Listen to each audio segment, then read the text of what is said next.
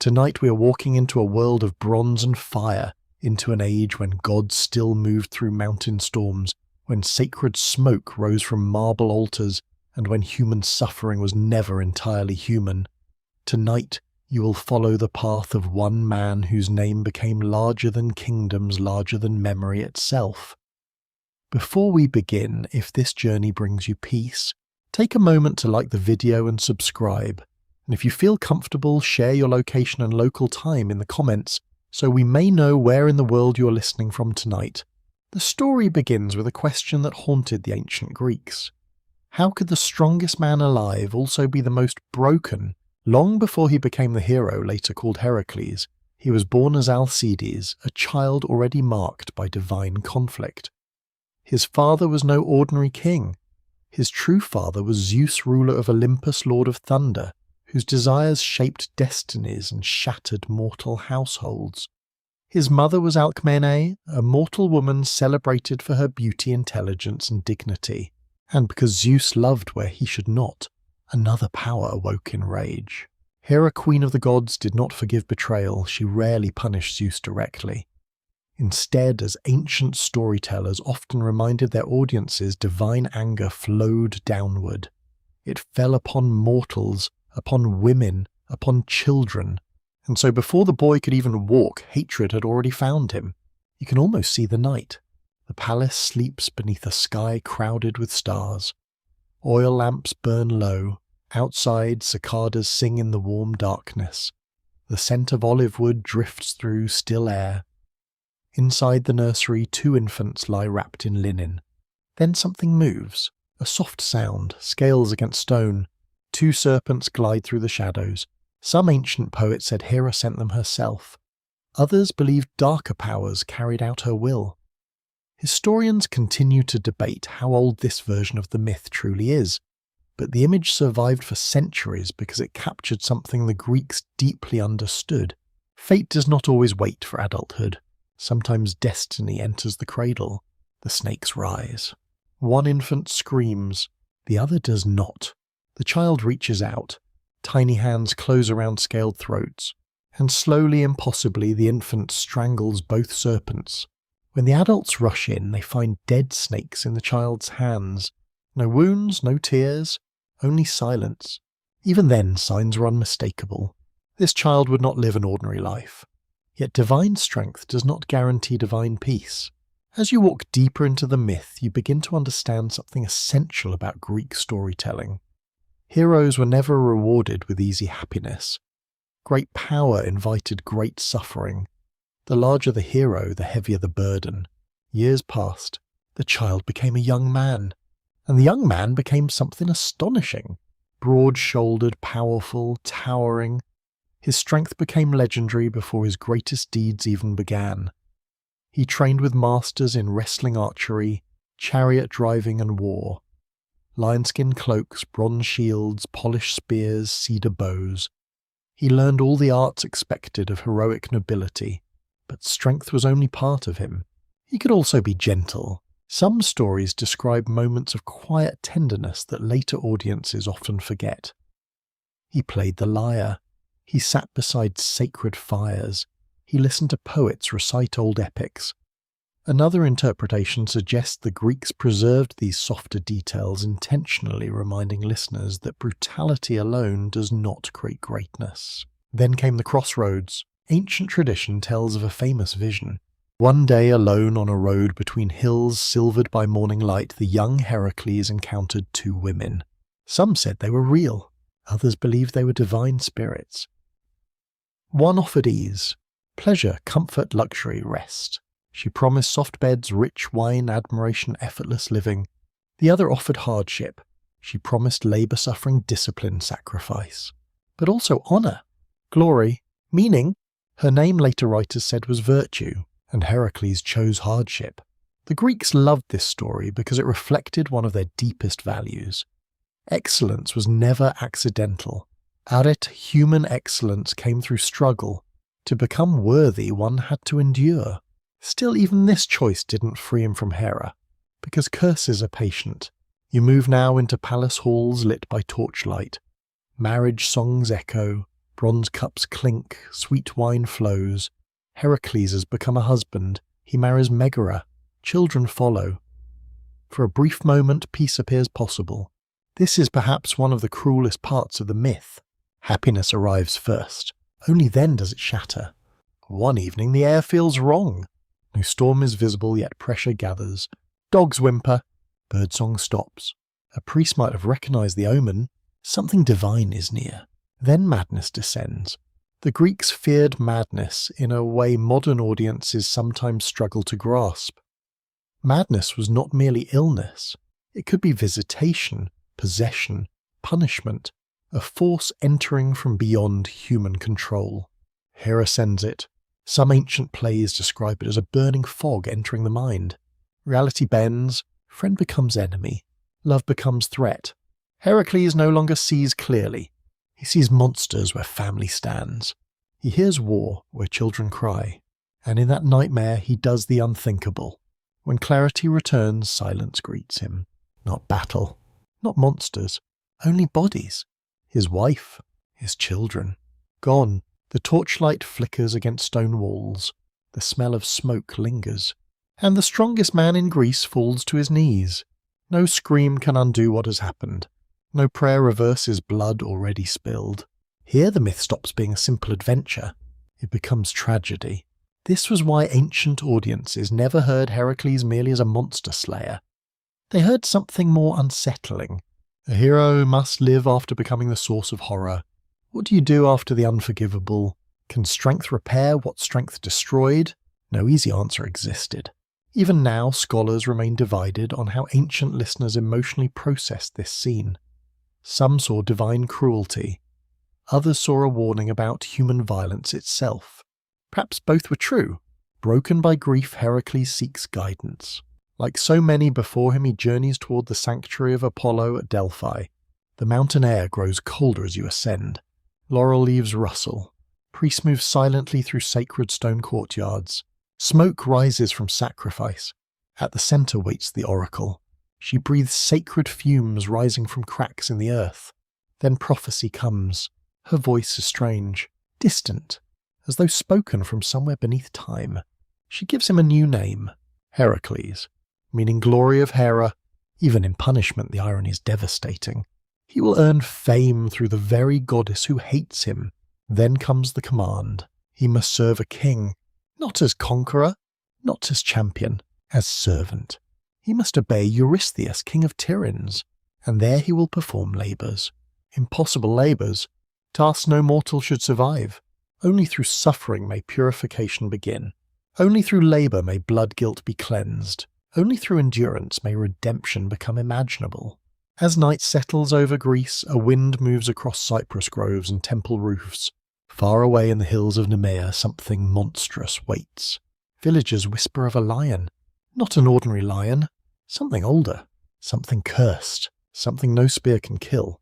And perhaps, though no one yet understands it, the first labour has already begun. Because before Heracles can defeat monsters outside himself, he must face the beast within. Morning comes slowly over Greece. Pale gold light spills across olive groves, terraced hills, and distant temple roofs, as Heracles leaves Tiryns under the gaze of servants who dare not speak. Behind him remains the court of Eurystheus, a king wrapped in royal linen yet ruled by fear. Even before the first labour begins, Eurystheus understands something unsettling. The man sent to obey him is stronger than armies, but strength alone has never guaranteed obedience of the soul. Heracles walks without ceremony, a bow across his back, a quiver of ashwood arrows tipped in bronze, a heavy club cut from wild olive, still rough with bark. The skin of a wolf rests over one shoulder. Dust rises beneath his sandals. Cicadas hum in dry grass. Far above, hawks circle in widening spirals. His destination lies northwest toward the valley of Nemea, a place already shadowed by rumour. Travellers speak quietly when its name is mentioned. Shepherds refuse certain slopes after sunset. Children are warned not to wander where the hills fold into caves. Something lives there. Something no hunter has killed. Some said the beast came from the moon. Others whispered it was born of older monsters, perhaps descended from Typhon and Echidna, ancient parents of horrors. Ancient traditions never fully agreed. That uncertainty gave the lion greater power. What cannot be explained becomes more frightening. By midday, heat shimmers over stone. Heracles reaches a small settlement at the edge of the valley. Smoke rises from low houses of mud brick and timber. Goats huddle in shade. Yet no laughter greets him, no market chatter. The village feels suspended between breath and silence. An old man watches him from beside a well. His hands are thick with age and labour his face carved by sun and worry. When Heracles asks about the lion, the old man studies him for a long moment. "You are not the first," he says. His voice is dry, like wind through reeds. "Hunters came, soldiers came, noble sons came seeking glory, none returned." Heracles says nothing. The old man continues. "Stay 30 days. If you return alive, we sacrifice to Zeus. If you do not..." He pauses. "Then we sacrifice for the dead." The words linger. An omen hides inside them. 30 days, a measure of fate. The Greeks often listened carefully to numbers. Certain spans carried ritual weight. Days marked purification, mourning divine timing. Whether the old man intended prophecy or merely custom, no one could know. But such warnings mattered. Heracles nods and enters the valley. You move with him now through narrowing hills where grasses grow taller and wind grows quieter. The world feels wrong here. Birds vanish. Insects fall silent. Even the air seems to hold itself still. The smell reaches first. Blood, old blood, rot beneath sun. Then bones, scattered near rocks. Animal bones, human bones. Broken spears. A torn shield. Fragments of sandals. The lion feeds without haste. Heracles kneels beside a body too damaged to name. His great hand touches cold bone. For a moment something stirs inside him, not fear exactly, but recognition. This beast kills bodies. He has killed something worse. He rises. By dusk he finds tracks, massive, deep enough to crush earth. The lion is larger than natural order permits. Each paw print seems like a deliberate insult to mortal scale. Night falls. Stars emerge. The moon rises silver over stone ridges. Torchlight would betray him, so Heracles waits in darkness near a narrow pass where tracks converge. Cold enters the valley. Wind moves through dry brush with whispering sound. Somewhere distant stone shifts. Then it comes. At first you hear breath. Heavy. Slow. Then eyes. Two pale reflections in moonlight. The lion steps forward. It is enormous. Its mane catches silver light like hammered metal. Muscles roll beneath golden hide. Its shoulders rise nearly to a man's chest. Its jaws open, slightly revealing teeth pale as carved ivory. No ordinary animal stands before him. Something sacred and cursed at once. Heracles draws an arrow. The string tightens. He releases. The arrow strikes the lion's shoulder and falls. Bronze meets hide and fails. The arrow drops harmlessly to stone. The old stories were true. Its skin cannot be pierced. The lion roars. The sound tears through the valley like thunder trapped in flesh. Birds explode from distant trees. Dust shakes loose from stone walls. Even Heracles steps back. Then the beast charges. Speed beyond reason. Heracles swings his club. Wood slams against skull with explosive force. The lion staggers. Not dead. Only angrier. It leaps. Claws rake stone where he stood a heartbeat before. Sparks scatter. Heracles rolls aside, breathing hard now. For the first time in years, effort becomes absolute. No easy overpowering, no simple strike. This labour demands adaptation. Ancient audiences love such moments because raw strength alone fails. Intelligence must awaken. Courage must change shape. The beast retreats toward a cave. Heracles watches. 2 openings, 1 entrance, 1 exit. A thought forms. Perhaps this is how monsters are defeated. Not by meeting power with power, but by removing escape. Some researchers believe this detail preserved practical hunting knowledge from early Greece. Large predators were sometimes trapped in enclosed spaces. Myth and survival often intertwined. Heracles works through the night. He drags boulders. Stone grinds against stone. Sweat runs despite cold air. Muscles burn. At last one entrance seals shut. Only one opening remains. Dawn begins to pale the sky. He enters the cave. Darkness swallows him. Cold stone beneath bare feet. The smell is overwhelming now. Fur, blood, damp earth, rot. Inside silence. Then breathing. Close. Very close. The lion lunges from shadow. No club now. No bow. Only flesh against flesh. They collide like falling walls. Claws tear into his arm. Blood runs warm. Heracles wraps both arms around the beast's neck. The lion thrashes with terrifying force. Muscles coil and explode. Its roar becomes a choking growl. Stone scrapes his knees. Teeth snap inches from his face. He tightens and tightens. The Greeks understood wrestling as more than sport. Grappling meant control, discipline, endurance. It was civilized violence, skill over chaos. Here Heracles does not merely fight a beast, he wrestles wild terror itself. The lion bucks. Heracles remembers the oracle. Glory of Hera. Cruel name, cruel purpose. He tightens harder. The beast weakens. Its movement slow. A final violent convulsion. Then stillness. Silence returns. Only breath remains. His breath. Heracles releases the corpse slowly. Blood drips from claw wounds. His chest rises and falls like a bellows. He has done the impossible. Yet something strange happens. No triumph comes. No joy, only quiet. As he sits beside the dead lion, dawnlight creeping into the cave, another question enters. Why did this labour feel familiar? Perhaps because the lion was never only a lion. Ancient listeners understood symbolism instinctively. The invulnerable beast represented what cannot be wounded by ordinary means. Grief, rage, shame, guilt. Some monsters do not fall to arrows. They must be faced directly, bare-handed, without distance. Heracles later skins the lion using its own claws, the only tools sharp enough to pierce its hide. Soon he will wear that skin as armor mane draped over his head, becoming visually inseparable from the labor that changed him. When he returns to Tiryns wearing the lion's hide, Eurystheus is said to panic. Some traditions claim the king hid inside a bronze storage jar rather than face him. Historians debate whether this detail began as comedy added by later storytellers, but it endured because it revealed something enduringly human. Cowardice often sits on thrones. As the sun climbs over Nemea, villagers gather in awe. Sacrifice smoke rises toward Olympus. The old man who warned him bows his head.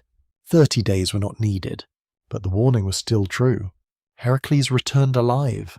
Far away in the marshes of Lerna, black water waits beneath reeds and mist, and in that water another monster grows. This one, unlike the lion, becomes stronger every time it is wounded. The fame of the first labour spreads quickly across Greece. In harbours where fishing nets dry beneath gull-filled skies, in marketplaces rich with the smell of olives, wine and fresh bread, in temple courtyards, where priests feed sacred flames, one name now moves from mouth to mouth with growing wonder. Heracles, the lion killer, the man who strangled what bronze could not pierce, yet fame, as the Greeks often warned, could be as dangerous as failure. Glory attracted envy, glory attracted expectation, and sometimes glory attracted deeper trials. When Heracles returns to the court of Eurystheus wearing the hide of the Nemean lion, silence falls through the palace halls. Torchlight flickers against polished stone. Servants lower their eyes. Even armed guards seem smaller beside him.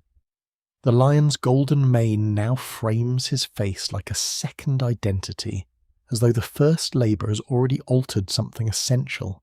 He no longer appears entirely mortal. Eurystheus sees this too, and fear grows. Some ancient storytellers delighted in describing the king's terror. One version says he refuses to stand close enough to speak. Another says he hides behind bronze doors. A later tradition even claims he climbed into a massive storage jar to avoid Heracles' presence. Scholars remain uncertain which version came first, but all agree on the underlying truth. Power without courage breeds paranoia. So Eurystheus chooses a new task, not another beast of muscle and fang, something worse. He sends Heracles south toward the swamps of Lerna in the Argolid, where poisonous mist hangs over stagnant water and old cult sites whisper of ancient chthonic powers. There waits the Hydra. Even its name carried dread. Hydra, water serpent, a creature tied not only to danger but to the dark wet places the Greeks instinctively feared. Marshes were unsettling terrain. They hid disease, decay, unseen movement. They blurred boundaries between land and water life and rot. The Hydra belonged to such places. You walk now beside Heracles as the land changes. Olive groves thin, dry hills flatten into wetlands. Air grows heavier. The scent shifts from dust and thyme to mud reeds and standing water. Frogs croak in uneven rhythm. Insects hum above black pools. Mist clings low even in daylight. This is not heroic terrain. There are no grand cliffs, no glorious mountain, only damp silence. Along the road, Heracles passes a small shrine of Apollo, its marble weathered by time. A priest waits beside smouldering incense. He raises one hand as Heracles approaches. You go to Lerna. Not a question. Heracles nods. The priest studies him carefully. Then he speaks words that remain in memory long after. Beware the enemy that multiplies when wounded. A warning. Simple. Strange. The priest offers no explanation. Heracles continues, but the words stay with him. Beware the enemy that multiplies when wounded. Ancient audiences loved such lines because prophecy often worked through layered meaning. At first, a warning seems practical, later symbolic, even later personal. By twilight, he reaches the marshlands proper. Reeds rise taller than a man. Water channels twist through mud like black veins. Strange bubbles rise and burst. The smell becomes unbearable in places sulphur mixed with decay. Local fishermen refuse to enter after sunset. One elderly man, his hands stained by nets and riverwork, whispers a troubling detail. It has many heads. How many? Heracles asks. The man shakes his head. No one agrees, and there lies the mystery. Ancient sources disagree on the Hydra's form. Some say 6 heads, some 9, some far more. One head, however, appears in nearly every version. One head could not die. Immortal, even if severed. That detail mattered deeply. Monsters in Greek myth often embodied problems beyond simple destruction. The immortal head represented something persistent, something that survives every attempt to erase it. Night falls. Heracles does not attack immediately. He waits. The moon rises through drifting mist, pale and distorted. Cold air slides over swamp water. The marsh seems asleep. Then the water moves. At first only ripples, then widening circles. Then reeds bend outward. A shape emerges, long neck, scaled flesh black-green under moonlight. Then another neck, another. The Hydra rises. Its body coils massive and serpentine across mud and water, each head moving independently, tongues tasting air. Eyes gleam wet and unnatural. Hissing fills the swamp like steam escaping stone. Heracles grips his club. The beast lunges. He strikes. Wood crashes against one neck. Bone breaks. A head falls. For one heartbeat, victory seems near. Then something impossible happens. From the bleeding stump, 2 new heads erupt. Wet, screaming, alive. The priest's warning returns instantly. Beware the enemy that multiplies when wounded. The Hydra attacks again. 3 heads now where one once moved. Heracles smashes another. 4 more emerge. Each strike worsens the battle. Mud sucks at his feet. Venom sprays. Poison burns reeds into black ash. One snap of jaws nearly tears through the lion skin. The horror becomes clear. Strength alone is failing again. In Greek myth, repetition often teaches. The first labour taught that some monsters cannot be pierced. The second teaches something subtler. Some threats feed on reaction. Each attack strengthens them. Heracles retreats to firmer ground, breathing hard. Venom smoke stings his eyes. Every instinct urges force, yet force multiplies disaster. Then another figure appears, Iolaus. Young, loyal, his nephew. In many traditions, Iolaus accompanies him as companion and charioteer. Their bond matters more than casual listeners sometimes notice. Heracles, so often remembered alone, was not always alone. Iolaus arrives carrying a torch. Firelight dances over swamp fog. "What if we burn the wounds?" he shouts. A pause, understanding. Heracles seizes a neck. Crack. A head falls. Before new growth emerges, Iolaus presses flame against the stump. Burning flesh. Hissing steam. The wound seals. No new heads. The strategy works. Together they fight. Not hero alone, but hero with trusted ally. This mattered profoundly in Greek culture. Even the greatest warrior benefited from friendship, loyalty, cooperation. Individual greatness did not erase communal strength. Another head falls. Fire seals it. Another. Burn. Seal. Again. Again. The swamp glows red with flame and venom. Then Hera intervenes, because hatred remains patient. Some versions say she watches from Olympus. Others say she sends immediate aid to the monster. From reeds near Heracles' feet bursts a giant crab. Claws snap around his ankle. Pain flashes. The crab bites deep. Heracles roars and crushes it beneath his heel.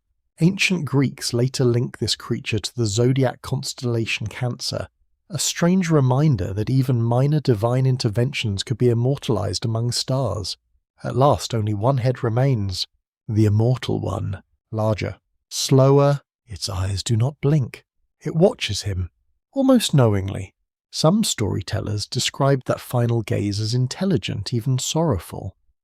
Another interpretation suggests the immortal head symbolized something that can be contained but never destroyed.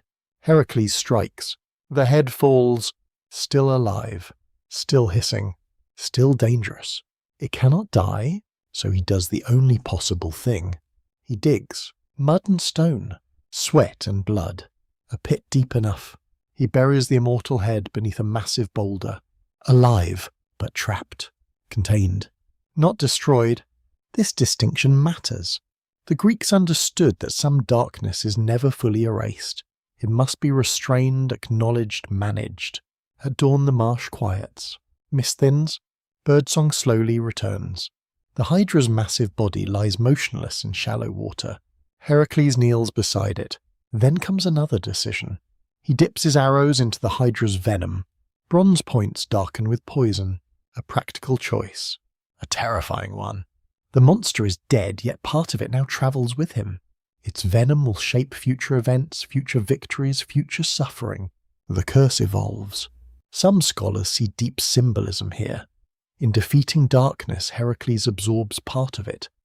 Power gained through struggle often carries residue.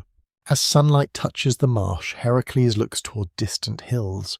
2 labours complete, yet peace remains distant.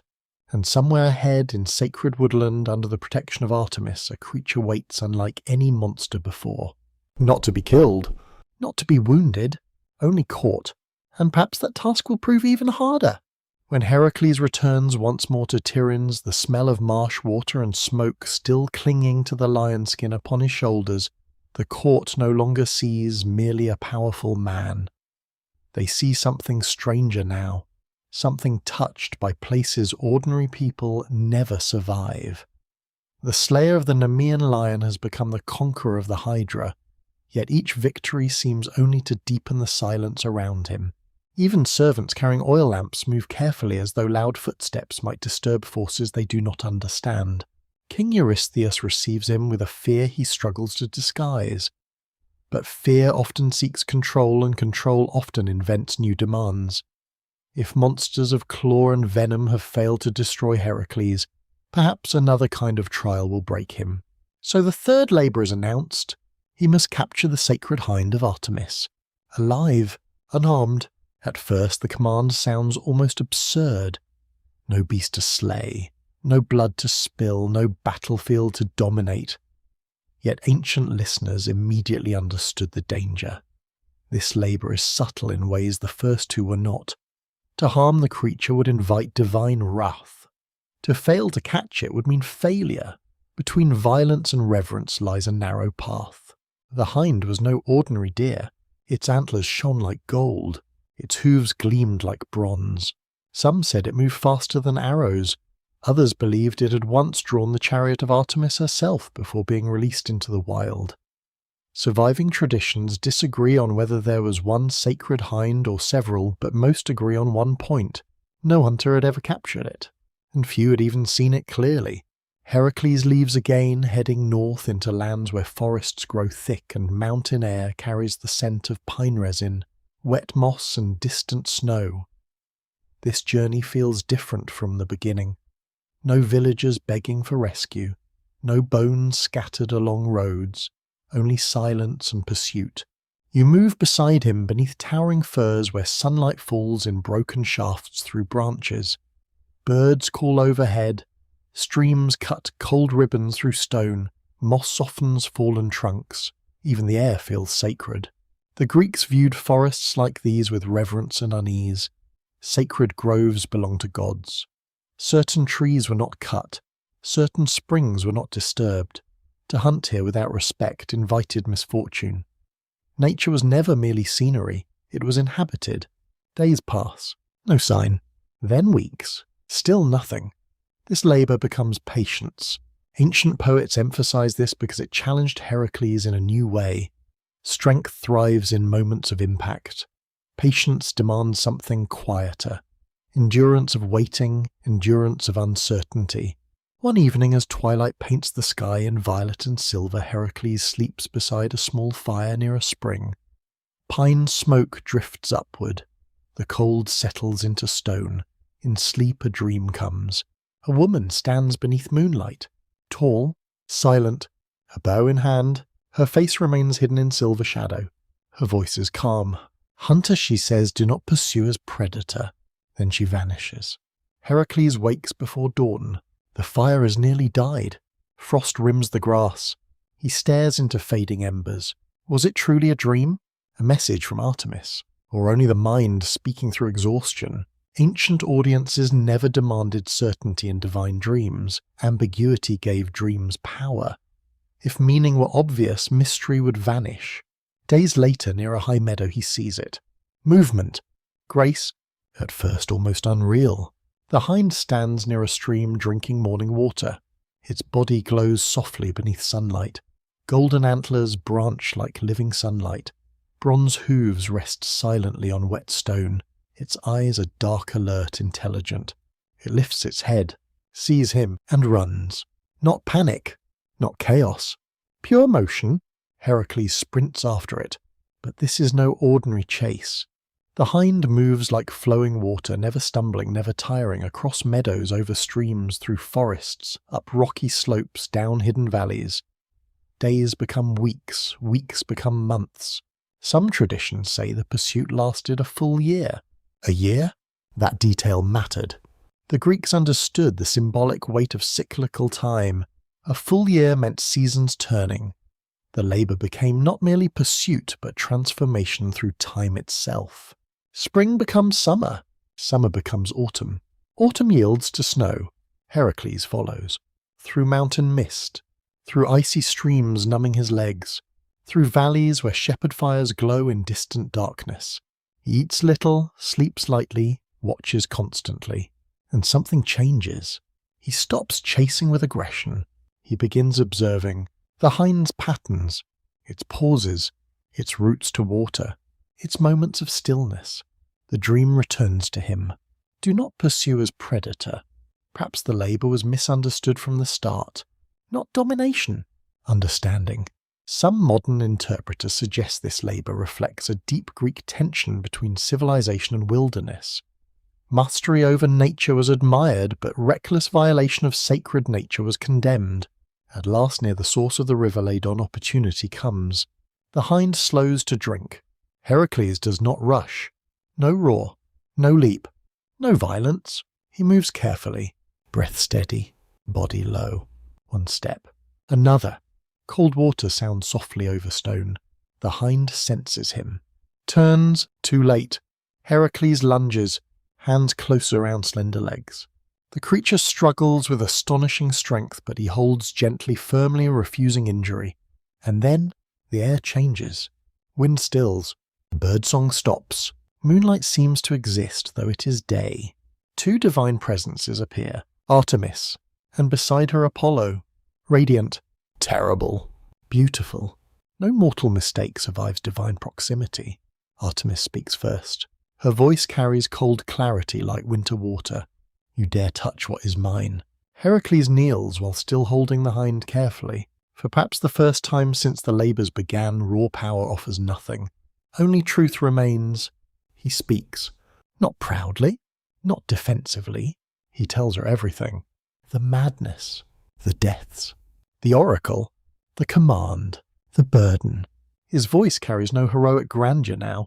Only sorrow, only effort. Only a man trying to continue living after ruin. Artemis listens. Silence follows. This moment mattered deeply to Greek audiences because supplication carried sacred weight. To kneel honestly before divine authority admitting limitation was not weakness, it was wisdom. Apollo watches quietly. Then Artemis's expression softens. Just slightly. You may take the hind, she says at last, but only if no harm comes to her. Relief does not come as joy. It comes as breath. A burden temporarily lifted. Heracles bows.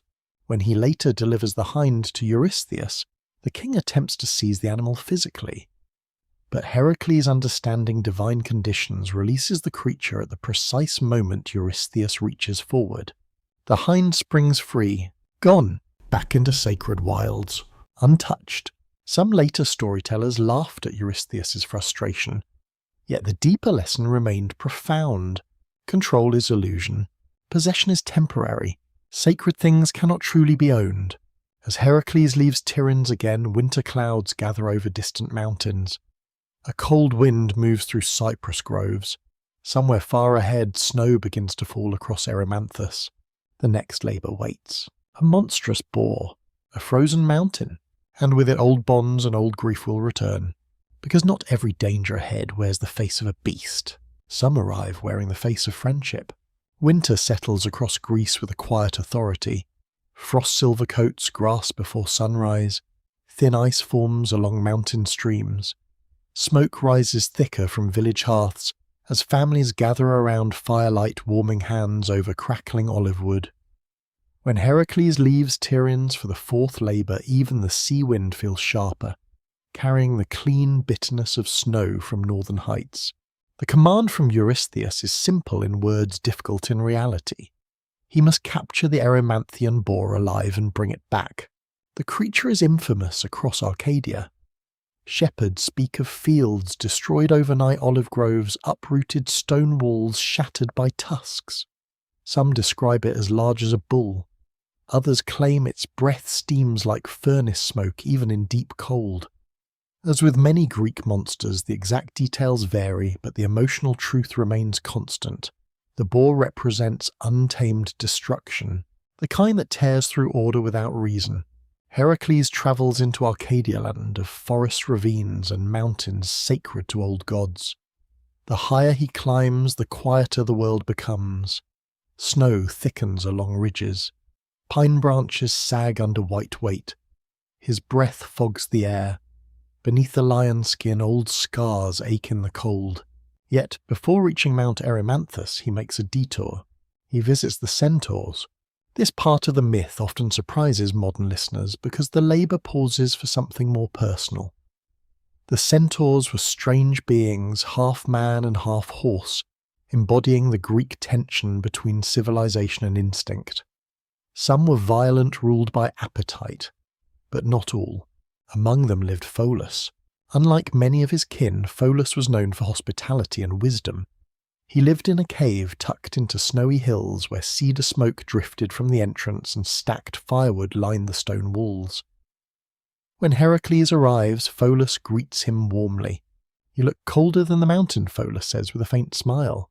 For the first time in many labours, warmth enters the story. Inside, the cave firelight dances over rough stone. Goat skins soften the floor, meat roasts over flame, snow falls silently outside. You can almost hear the comforting crackle of burning wood and smell resin-rich smoke mingling with roasted game. Heracles eats. He rests. He speaks more than usual. Some ancient traditions suggest this pause mattered deeply because it revealed something often hidden beneath heroic legend. Even great heroes need shelter. Even burdened men need companionship. Pholus opens a jar of wine, then hesitates. This wine, he explains, belongs to all centaurs collectively. It was a shared sacred gift. Opening it could attract others. Heracles, perhaps tired, perhaps careless, encourages him. "Open it!" A small decision. A familiar theme. Greek myths repeatedly show destiny turning through moments that feel insignificant at first. The jar opens, the aroma spreads. Rich, sweet, powerful. Then comes the sound. Hooves. Many hooves. Snow crunching outside. Voices rising. Anger. The scent has carried through the mountains. Other centaurs arrive. Unlike Pholus, these are wild-eyed and furious. They shout accusations. Their breath steams in the cold. Clubs and stones rise. In seconds, peace collapses into violence. A warning from earlier sections echoes again. Some enemies multiply when wounded. Some chaos begins with invitation. Heracles reaches for his bow. Instinct. Combat. His arrows now carry hydra venom. The first arrow flies. It strikes a centaur. Immediate collapse. Another arrow. Another fall. Panic erupts. The centaurs scatter into snow and trees as poisoned arrows cut through air with terrifying precision.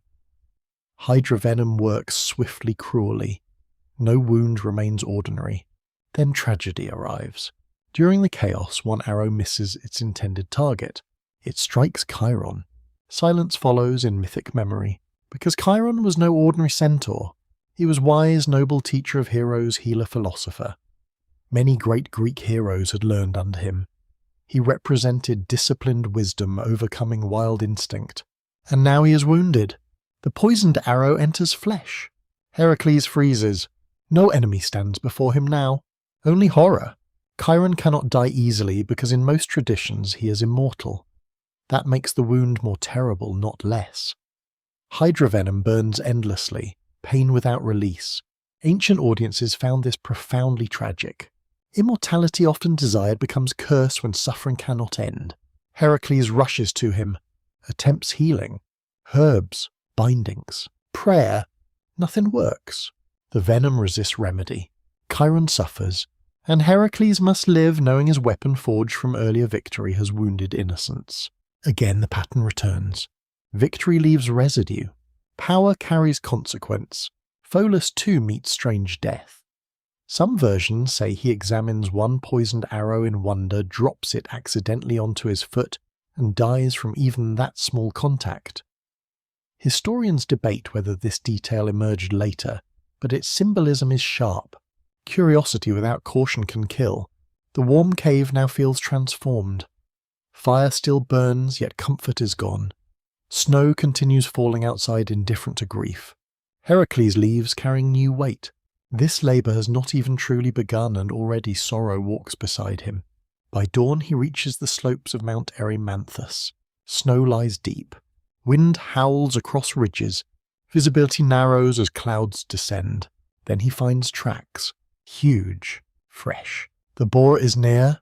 You move upward with him through waist-deep snow. Every step demands force. Cold bites exposed skin. Pine shadows stretch long beneath grey light. Then the mountain explodes with sound. A roar. Half squeal. Half thunder. The boar charges from dense brush. Massive. Dark bristled. Tusks curved like ivory blades. Its shoulders churned snow as though ploughing earth. Heracles sidesteps barely in time. The beast slams into a pine tree hard enough to crack bark. Snow cascades from branches. He does not attack directly. The command is capture, not kill. So he adapts. Again, labour after labour brute force becomes less central than strategy.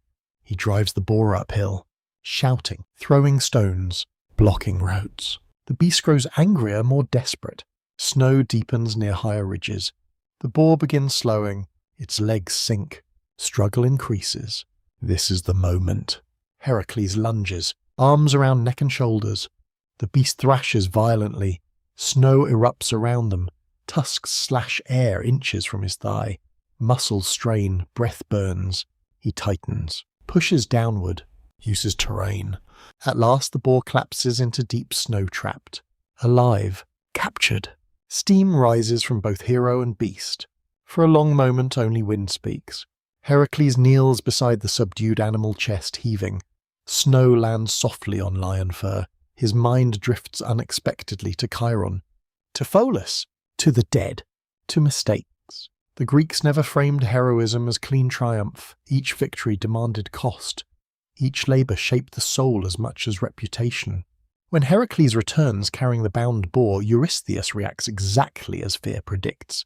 He panics. Some traditions again say he hides inside a giant bronze jar. The image survived because it exposed a comic truth within tragedy. The king who commands heroic suffering cannot even face its results. Yet as laughter might rise, another omen darkens the horizon. That night Heracles dreams. He stands in snow. Not alone. 12 fires burn in a circle. 4 are extinguished. 8 remain. A voice speaks from darkness. The hardest labours are not yet visible. He wakes before dawn, cold sweat despite winter air. Was it prophecy? Memory. Divine warning. No one can say, but one truth becomes clear. 4 labours now lie behind him. 8 remain, and the next trial will not involve mountains or monsters. It will lead him somewhere foul, humiliating, and strangely revealing. To filth, to corruption, to the stables of a king. By the time Heracles turns toward Elis, winter has begun to loosen its grip. Snow retreats from the lower slopes. Streams swell with cold water running down from the mountains. Along the roads, almond blossoms open pale against dark branches, and farmers return to their fields with quiet caution, watching the sky for signs of rain. Yet Heracles does not travel like a man entering spring. He walks with the weight of 4 labours behind him, and with a dream of 12 fires still burning somewhere in memory. 4 extinguished, 8 remaining. The voice had said the hardest labours were not yet visible, and now as he descends into richer country he begins to understand that not all trials announce themselves with claws, venom, or tusks. Some wait behind palace walls. Some hide beneath wealth. Some smell not of battle but of neglect. The land of King Eurystheus is fertile and wide blessed, with herds so numerous they seem to cover the plain like moving clouds. Cattle graze under soft light. Bulls lift horned heads from green pasture. The air should smell of grass, milk, and warm earth. But as Heracles approaches the royal stables, another odour rises, heavy and sour. It thickens with each step. Manure, rot, years of it. A kingdom's hidden shame left to gather in darkness. The stables of Eurystheus have not been cleaned for a very long time. Some traditions say 30 years. Others say the number is symbolic as a way of saying that corruption had been allowed to become natural. Historians continue to debate whether this labour reflects an older tale about river engineering, ritual purification, or royal arrogance. But within the myth, its meaning is clear before anyone speaks. Power can become filthy when no one is brave enough to cleanse it. Heracles enters the court of Eurystheus not with roaring pride, but with a strange calm. Marble columns catch the afternoon sun. Bronze bowls shine on cedar tables. Servants carry perfumed oil through halls where woven tapestries show hunts, feasts and victories. Everything visible is polished. Everything hidden is foul. Eurystheus receives him with the relaxed confidence of a wealthy king. His robes are fine. His beard is carefully trimmed. His eyes measure Heracles not as a sufferer under divine command, but as useful strength. When Heracles explains that he will clean the stables in one day, Eurystheus laughs softly. One day the smell alone seems older than memory. Yet Heracles asks for payment if he succeeds a portion of the herds. This matters because here the labour becomes tangled in law, pride and honour. Eurystheus agrees, perhaps certain no man could complete such work. His son Phyleus, hears the promise and becomes witness. In Greek culture, spoken agreements held sacred force. Oaths were not casual. The gods listened. A broken promise could stain a house for generations. That night, Heracles sleeps outside beneath a sky washed clean by stars. The stables loom nearby like a dark animal. In sleep, he dreams of water. Not gentle water, but rivers turning in their beds, silver under moonlight, as if the earth itself were being persuaded to change direction. A voice, perhaps the same voice from the 12 fires, whispers, "Do not carry what the river can carry." He wakes before dawn to the sound of cattle shifting in their pens and the distant rush of flowing water. For a moment he understands. The labour is not to lift every burden by hand. It is to see the shape of the world and use it wisely. At sunrise he walks the land. He studies slopes, channels, riverbanks and stone.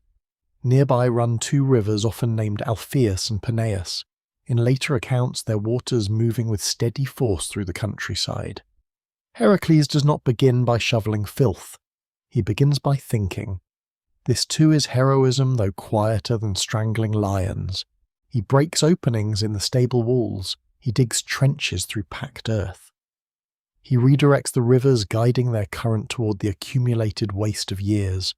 Workers gather at a distance, covering their noses, watching in disbelief. Then the water arrives. At first a trickle, then a surge, then a roaring brown flood pouring through the stables, lifting filth, breaking crusted layers, carrying away what human neglect had allowed to harden. The smell becomes overwhelming, then slowly changes. Rot gives way to wet earth. Darkness opens, stone floors appear. Sunlight enters places it has not touched in years. You can hear the rush of water striking walls, the crack of old muck breaking apart, the startled lowing of cattle moved to clean ground. By evening the impossible is done. The stables are clean, but Augeas is not. When Heracles asks for the promised reward, the king refuses. He claims the work was owed to Eurystheus. He claims trickery. He claims anything that preserves his pride. Phyleus the son speaks truth and confirms the agreement. For this honesty he is cast out, and here the labour turns from filth to injustice. Ancient audiences would have felt the bitterness clearly. A king who cannot honour his word has dirtier hands than any stable. Heracles leaves without payment, outwardly calm but inwardly marked. He has seen again that monsters do not always live in caves or marshes. Sometimes they sit on thrones, perfumed and smiling. When he returns to Tiryns, Eurystheus rejects the labour as invalid because Heracles asked for wages. The humiliation is deliberate. The cleansing is counted as nothing. Yet the rivers remember, the land remembers, and perhaps the gods remember too. That night, smoke rises from distant farmhouses and frogs begin singing along the newly washed banks. Heracles stands alone beneath the first stars, hearing water move through darkness. The dream's warning lingers. Do not carry what the river can carry. But another question remains unanswered. If a hero can cleanse a stable and still receive no honour, then what truly is purification worth ahead in the misty reeds of Lake Stymphalia? A new sound is beginning to gather. Not the roar of a lion, not the hiss of a serpent. Wings, thousands of wings, and something metallic hidden inside their cry. The road to Stymphalia carries Heracles into a quieter kind of dread. After the insult of Augeas and the rejection of Eurystheus, the world seems briefly emptied of justice. Spring wind moves through barley fields. Bees gather around thyme and wildflowers. In villages, women draw water from wells, while old men sit beneath fig trees speaking of weather crops and omens. Yet whenever Heracles asks about the lake, voices lower. People glance toward the hills. Children are called indoors. The name itself seems to darken the air. Lake Stymphalia lies in Arcadia, enclosed by wooded slopes and pale cliffs, where mist settles heavily in the morning. Reeds crowd the shore so thickly they form walls. The water is still green-black, reflecting clouds like a polished shield. At first it looks peaceful. Then you notice the silence. No fishermen, no birdsong, no cattle drinking at the edge. Only wind moving through reeds with a dry whispering sound. The people nearby tell Heracles that the birds came long ago, perhaps driven from another land by wolves, perhaps sent by some offended god. Their feathers are said to be hard as bronze, their beaks can pierce armour. Some traditions claim they shoot metallic feathers like arrows. Others suggest the tale may preserve memories of dangerous marsh birds, disease-bearing wetlands, or ancient fears surrounding stagnant water. But in myth, explanation matters less than atmosphere. The lake has become a place where life cannot safely gather. A priestess at a small shrine warns him before he enters the reeds. "Do not trust still water," she says. "What sleeps above it may wake all at once." The warning stays with him. Heracles has learned by now that every labour hides a second meaning beneath the first. The lion required closeness. The hydra required strategy. The hind required restraint. The boar required patience in harsh terrain. The stables required intelligence against corruption. Now the lake asks something different. How do you fight what refuses to appear? He walks along the shore as morning mist curls around his ankles. Mud sucks at his sandals. The air smells of wet reeds, algae, and old leaves. Somewhere deep inside the marsh something clicks, then another click. Metallic, small, almost delicate. He grips his bow, but there is no clear target, only reed walls and drifting fog. Hours pass, the sun climbs, heat gathers, mosquitoes whine near his ears, the lake remains still. By evening Heracles builds a small fire on higher ground. Flame glows against the darkening water. In sleep he dreams of a sky full of arrows, but the arrows have wings, and each one carries a human voice calling from far away. Then a bright-eyed goddess stands on a ridge above the lake. She does not speak at first. She lifts a bronze rattle, and when she shakes it, the stars themselves tremble. Heracles wakes before dawn with the sound still ringing inside him. Was it a dream from Athena? A memory shaped by need, ancient traditions give the answer more clearly than many myths do. Athena, goddess of wisdom and warcraft, comes to help him, not with a spear, not with force, with sound. In some versions she gives him bronze castanets or clappers made by Hephaestus, divine smith of Olympus. Their purpose is simple and strange, to frighten the hidden birds from the reeds. Heracles stands at the edge of the lake as pale morning light spreads over the water. He lifts the bronze instruments. For a moment nothing moves. Then he strikes them together.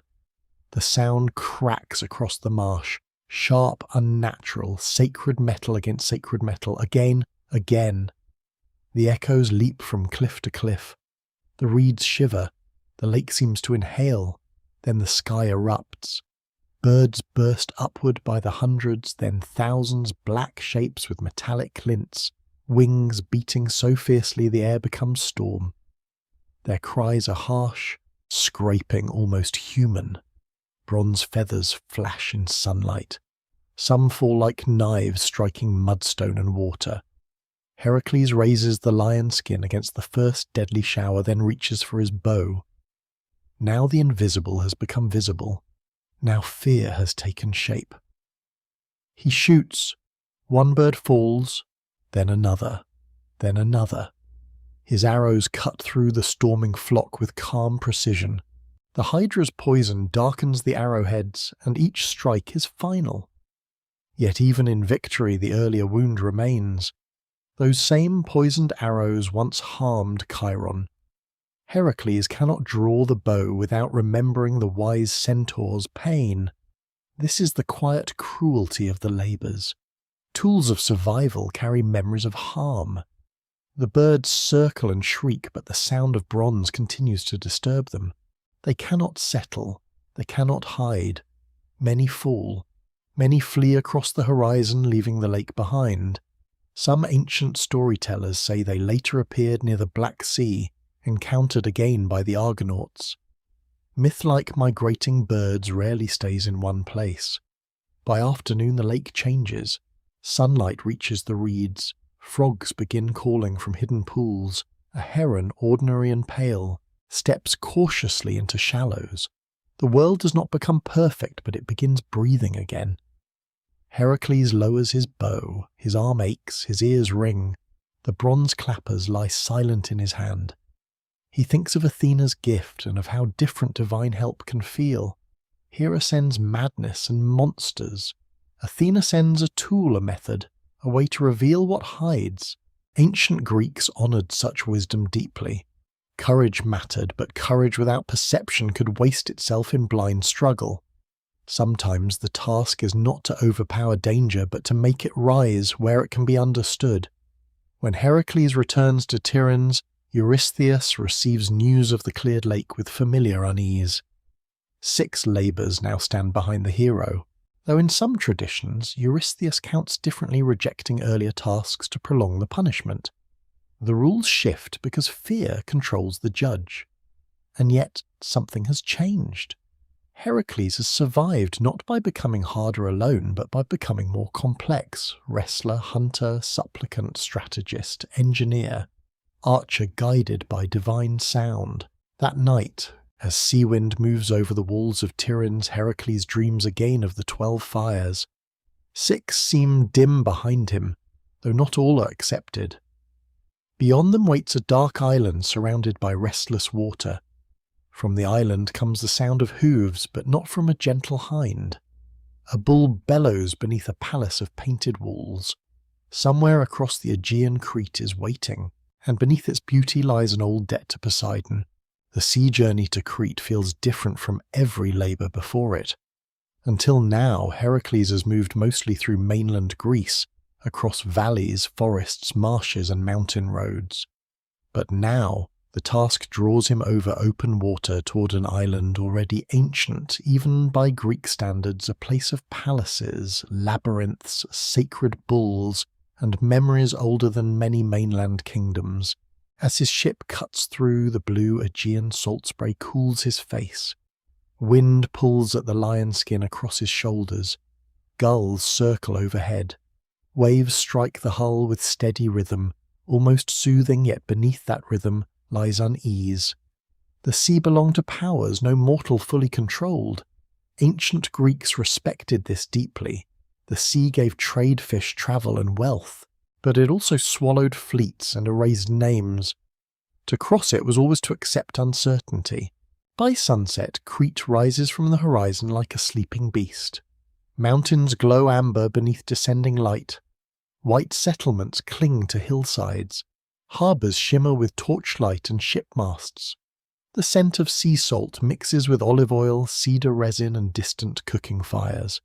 Yet beneath the beauty lives something older, something tied to kings and broken vows. Heracles comes seeking the Cretan bull. This is no ordinary animal, and its story begins long before Heracles sets foot on the island. To understand the labour, you must walk backward into older myth, because Greek stories rarely stood alone. They braided into one another like roots beneath stone. Long ago, Minos sought kingship over Crete. To prove divine favour, he prayed to Poseidon, god of the sea, asking for a sign so magnificent no rival could dispute his claim. Poseidon answered. From the sea emerged a bull of impossible beauty, white as sea foam, massive, radiant, sacred. Minos was meant to sacrifice the bull back to Poseidon in gratitude, but he hesitated. The animal was too beautiful, too magnificent, too valuable. So Minos kept the sacred bull and sacrificed another instead. A substitution, a deception. A king hoping a god would not notice. Ancient Greeks understood the danger immediately. Divine gifts carried obligations. To receive without honouring the exchange invited disaster. The gods did not always punish instantly, but forgotten debts rarely disappeared. Poseidon noticed, and the curse that followed became one of the darkest in Greek myth. Some ancient traditions connect this very bull to the birth of the Minotaur that half-man, half-bull horror later imprisoned in the labyrinth. Scholars continue debating whether the bull of Heracles' labour is precisely the same creature or merely linked through overlapping traditions, but the symbolic connection remained powerful. Broken vows create monsters. By the time Heracles arrives, the sacred bull no longer resembles divine blessing. It has become destructive. Fields are ruined, farmers flee, stone walls are smashed. The animal runs wild across the island, carrying divine anger in muscle and horn. King Minos receives Heracles in a palace that still echoes with the grandeur of Bronze Age Crete. Painted walls glow with reds, blues and gold. Frescoes depict dolphins, dancers and bull leapers suspended in impossible grace. Marble floors cool the feet. Incense burns in bronze bowls. Music drifts faintly from distant halls. Yet the king himself carries weariness. Time has weathered him. Power has not spared him. When Heracles asks permission to take the bull, Minos agrees almost immediately. That surprises some listeners, but perhaps not if you understand the burden of cursed gifts. Sometimes rulers no longer wish to possess what once made them great. You may take it, Minos says quietly, if you can. No boast, no mockery, only exhaustion. That night, Heracles walks alone through palace corridors lit by oil lamps. One hallway opens briefly toward deeper stone passages descending underground, the labyrinth, or perhaps an older foundation later woven into the myth. No one knows with certainty. Some researchers believe surviving palace architecture with its vast interconnected rooms and corridors helped inspire labyrinth traditions. Another interpretation suggests oral storytelling gradually transformed memory into symbolic architecture. Heracles pauses. Cold air rises from below. He hears nothing, yet the silence feels occupied. A warning without words. Monsters born from broken promises rarely remain confined forever. At dawn the hunt begins. The bull has been sighted in open countryside near rocky plains bordered by cypress groves. Heracles follows tracks pressed deep into earth. Hoof prints, torn shrubs, broken olive branches. Then he hears it. A bellow. Deep, violent. The sound rolls across the plain like storm thunder. The bull appears. Even from a distance, its presence dominates the landscape. Massive shoulders ripple beneath white hide. Muscles move like sculpted stone wrapped in living flesh. Horns curve outward and forward, gleaming pale under the sun. Steam bursts from its nostrils. It lowers its head. The earth trembles. Then it charges. Heracles braces. Dust erupts beneath pounding hooves. The speed is shocking. This is not the cunning of the Hydra or the patience of the hind. This is force. Pure force. The bull slams forward with catastrophic momentum. Heracles leaps aside. Horn grazes lion skin. The impact would have shattered bone. The bull skids pivots, charges again. He studies its rhythm. Again the lesson of the labours returns. Observe. Adapt. Not every victory belongs to the strongest strike. The bull charges a third time. At the final instant, Heracles lunges toward rather than away. Hand seize both horns. Collision. Muscle against muscle. Dust rises around them. The bull drives forward, hooves carving trenches in the earth. Heracles' feet slide backward. Every tendon strains, breath explodes from his chest. For long moments neither yields. Ancient Greek audiences would have loved this image. It mirrors athletic wrestling but magnified into myth. Hero and beast locked in raw contest civilization, gripping chaos by the horns. Slowly, impossibly, momentum shifts. Heracles twists. Downward. Sideways. Using the bull's own force against it. The animal stumbles. Knees buckle. Heracles forces its head downward until its massive body crashes into earth. Dust settles. The bull thrashes once. Twice. Then stills beneath his control. Alive. Captured. As he binds the creature, something curious happens. The bull's wild terror begins to fade. Its breathing slows. Its eye, once furious, now reflects something quieter. Ancient listeners may have seen symbolic meaning here. Not all chaos is destroyed. Some chaos can be mastered, redirected, calmed. Heracles later transports the bull back across the sea to mainland Greece. Eurystheus predictably does not wish to keep such a creature near him. In most traditions, the bull is released, and that matters, because myth rarely wastes monsters, or at least chaos returns to the world. Some stories say this same bull later wandered into Attica, where it became the Marathonian bull eventually subdued by Theseus.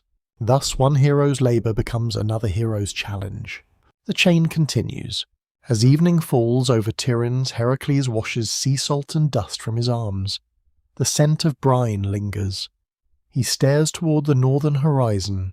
7 fires, or perhaps fewer if Eurystheus continues rejecting victories. The dream remains unclear, but the next labour carries a darker scent. Not sea salt, not pine, blood. Far in Thrace, under cold stars and brutal winds, horses are feeding. Not on grain, not on grass, on flesh. And their master welcomes violence like prayer. After the brightness of Crete, the road to Thrace feels colder in every sense. Heracles travels north and east into lands the Greeks often described with a mixture of fascination and unease. Thrace lived in the Greek imagination as a place of hard winters, fierce warriors, untamed horses and kings whose power rested more on fear than law. Winds came sharp from the plains. Nights stretched long beneath severe stars. Even the songs of travellers changed here, becoming rougher, more guarded, less trusting of strangers. As Heracles crosses into the region, the land opens into broad grasslands rolling toward distant mountains. Sparse forests break the horizon. Smoke rises from fortified settlements, built for defence, not beauty. Dogs bark at unfamiliar footsteps. Spears glint above wooden palisades. The air smells of leather horse sweat, cold earth and ash. His task is simple to say terrible to imagine. He must capture the mares of Diomedes. Not ordinary horses, flesh-eating horses. The Greeks valued horses deeply. Horses symbolized nobility, war speed and prestige. To corrupt such animals into devourers of human flesh disturbed something fundamental. It inverted natural order. Creatures meant to carry civilization had become instruments of horror. Some ancient versions describe the mares as bronze-shod breathing foam and blood. Others suggest their madness came from deliberate starvation and cruelty. Historians continue to debate whether the story preserves memory of savage war practices, ritual horse cults, or purely mythic invention, but one theme remains constant. Monsters are often made, not born. By twilight, Heracles reaches a fishing village near the coast where Thracian winds whip waves into white spray. There he hears more of King Diomedes. The king is feared even by his own people. Prisoners, enemies, and sometimes innocents are fed to the mares. Terror sustains power. Fear becomes governance.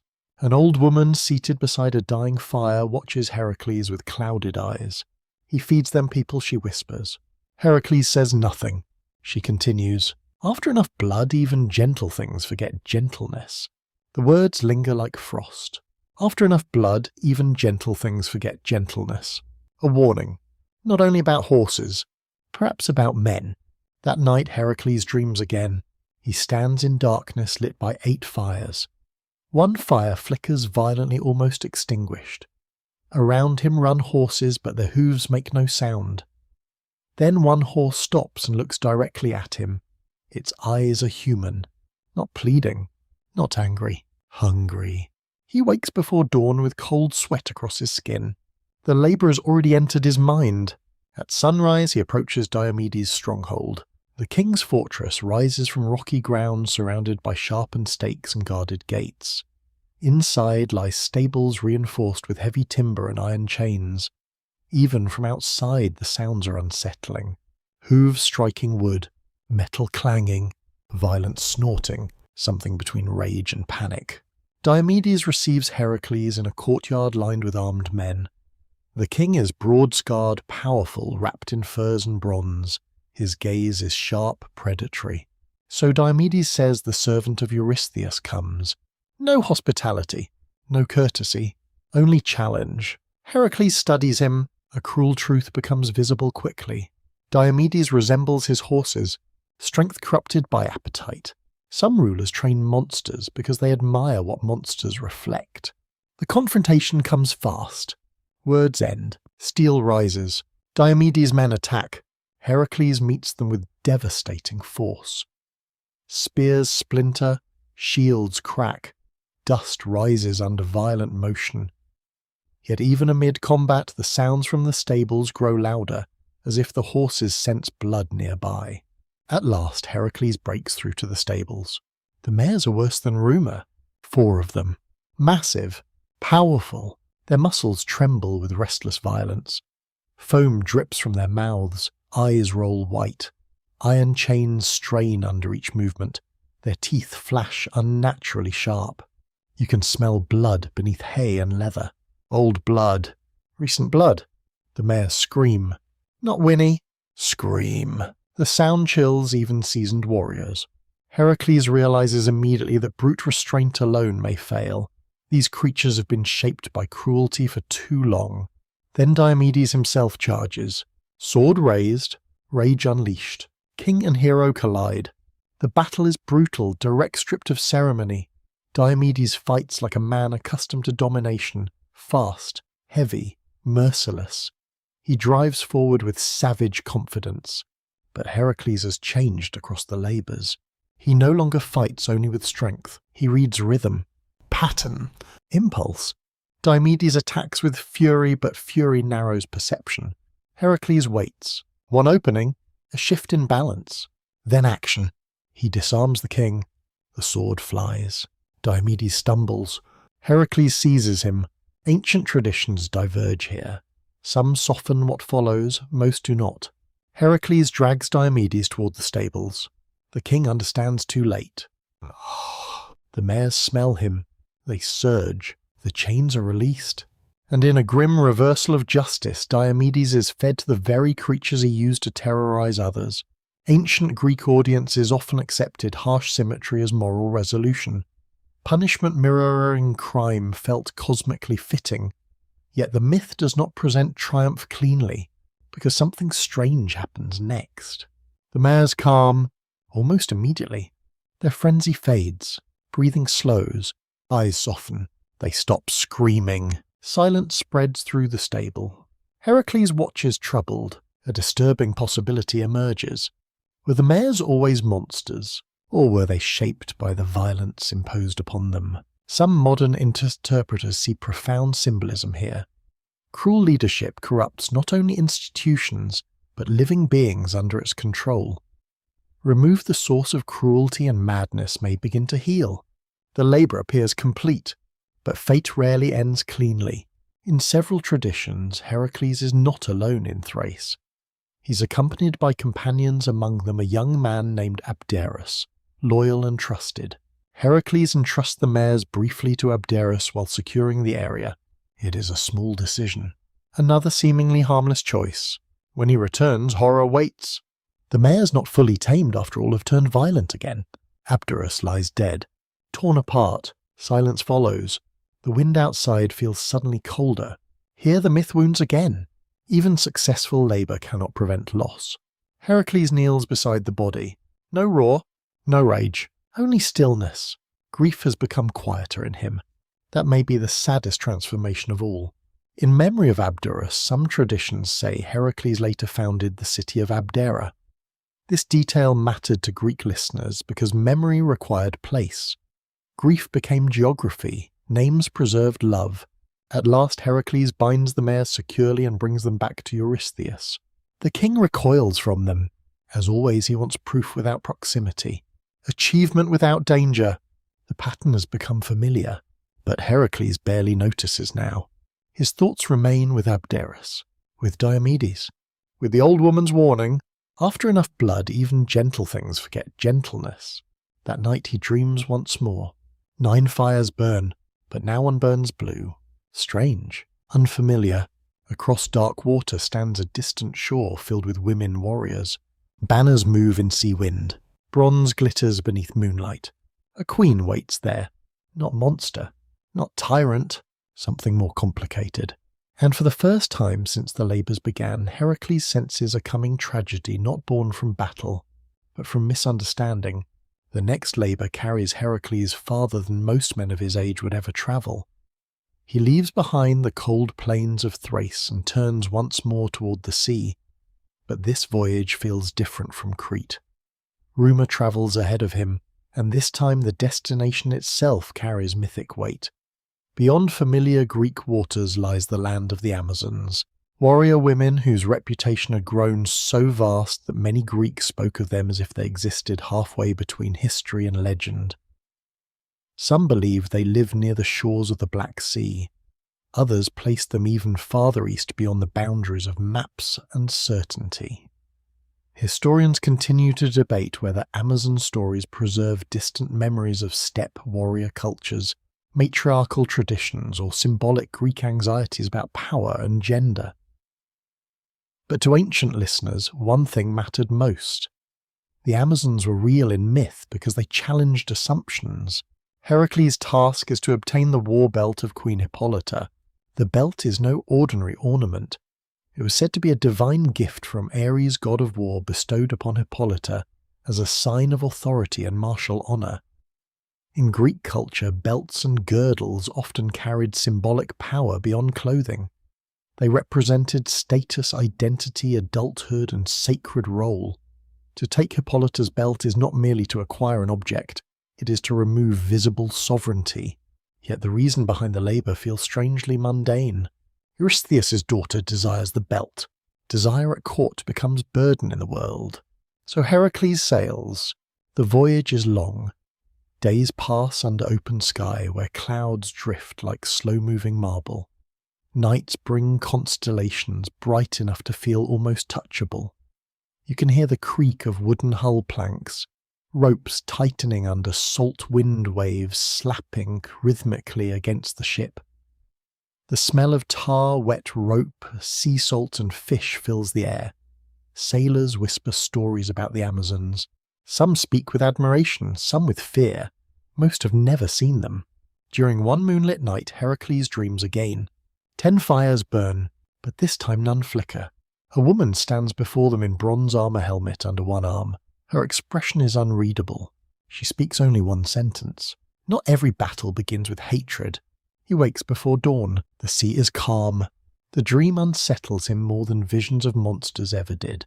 Eventually the Amazon coast appears a rugged land of forests, grasslands, and fortified settlements rising above river mouths. Unlike Greek cities, there are fewer marble temples, fewer public agoras, fewer sprawling palace complexes. Instead, strength is visible in walls, cavalry grounds, weapon racks, horse enclosures. Horses move everywhere. Riders train across open plains. Spears flash in morning light. Heracles disembarks expecting resistance. Instead, something unexpected happens. He is welcomed. Word of his arrival reaches Hippolyta quickly, and the queen chooses to meet him personally. When she approaches, the stories do not fully prepare him. Hippolyta is not monstrous, not cruel, not savage. She carries herself with disciplined authority. Bronze armour fits with practical elegance. Dark hair is braided for war. Her posture is effortless confidence, the kind that needs no performance. Around her stands a disciplined retinue of warriors equally composed. She studies Heracles, not fearfully, not admiringly, simply with intelligent attention. So she says you are the lion slayer. Heracles inclines his head. And you are the queen. A faint smile touches her face. Their first conversation surprises both of them. There is no immediate hostility, no challenge, no boasting. Instead, they speak as leaders burdened by expectation. Hippolyta asks about Greece. Heracles asks about Amazon customs. They discuss war discipline, law, and leadership. Ancient audiences may have found this deeply intriguing. Greek myth often placed opposites into confrontation, but here understanding comes first. Another interpretation suggests the myth preserves an older version, where conflict was absent until later storytellers introduced battle. When Heracles finally explains his mission, silence follows. He expects refusal.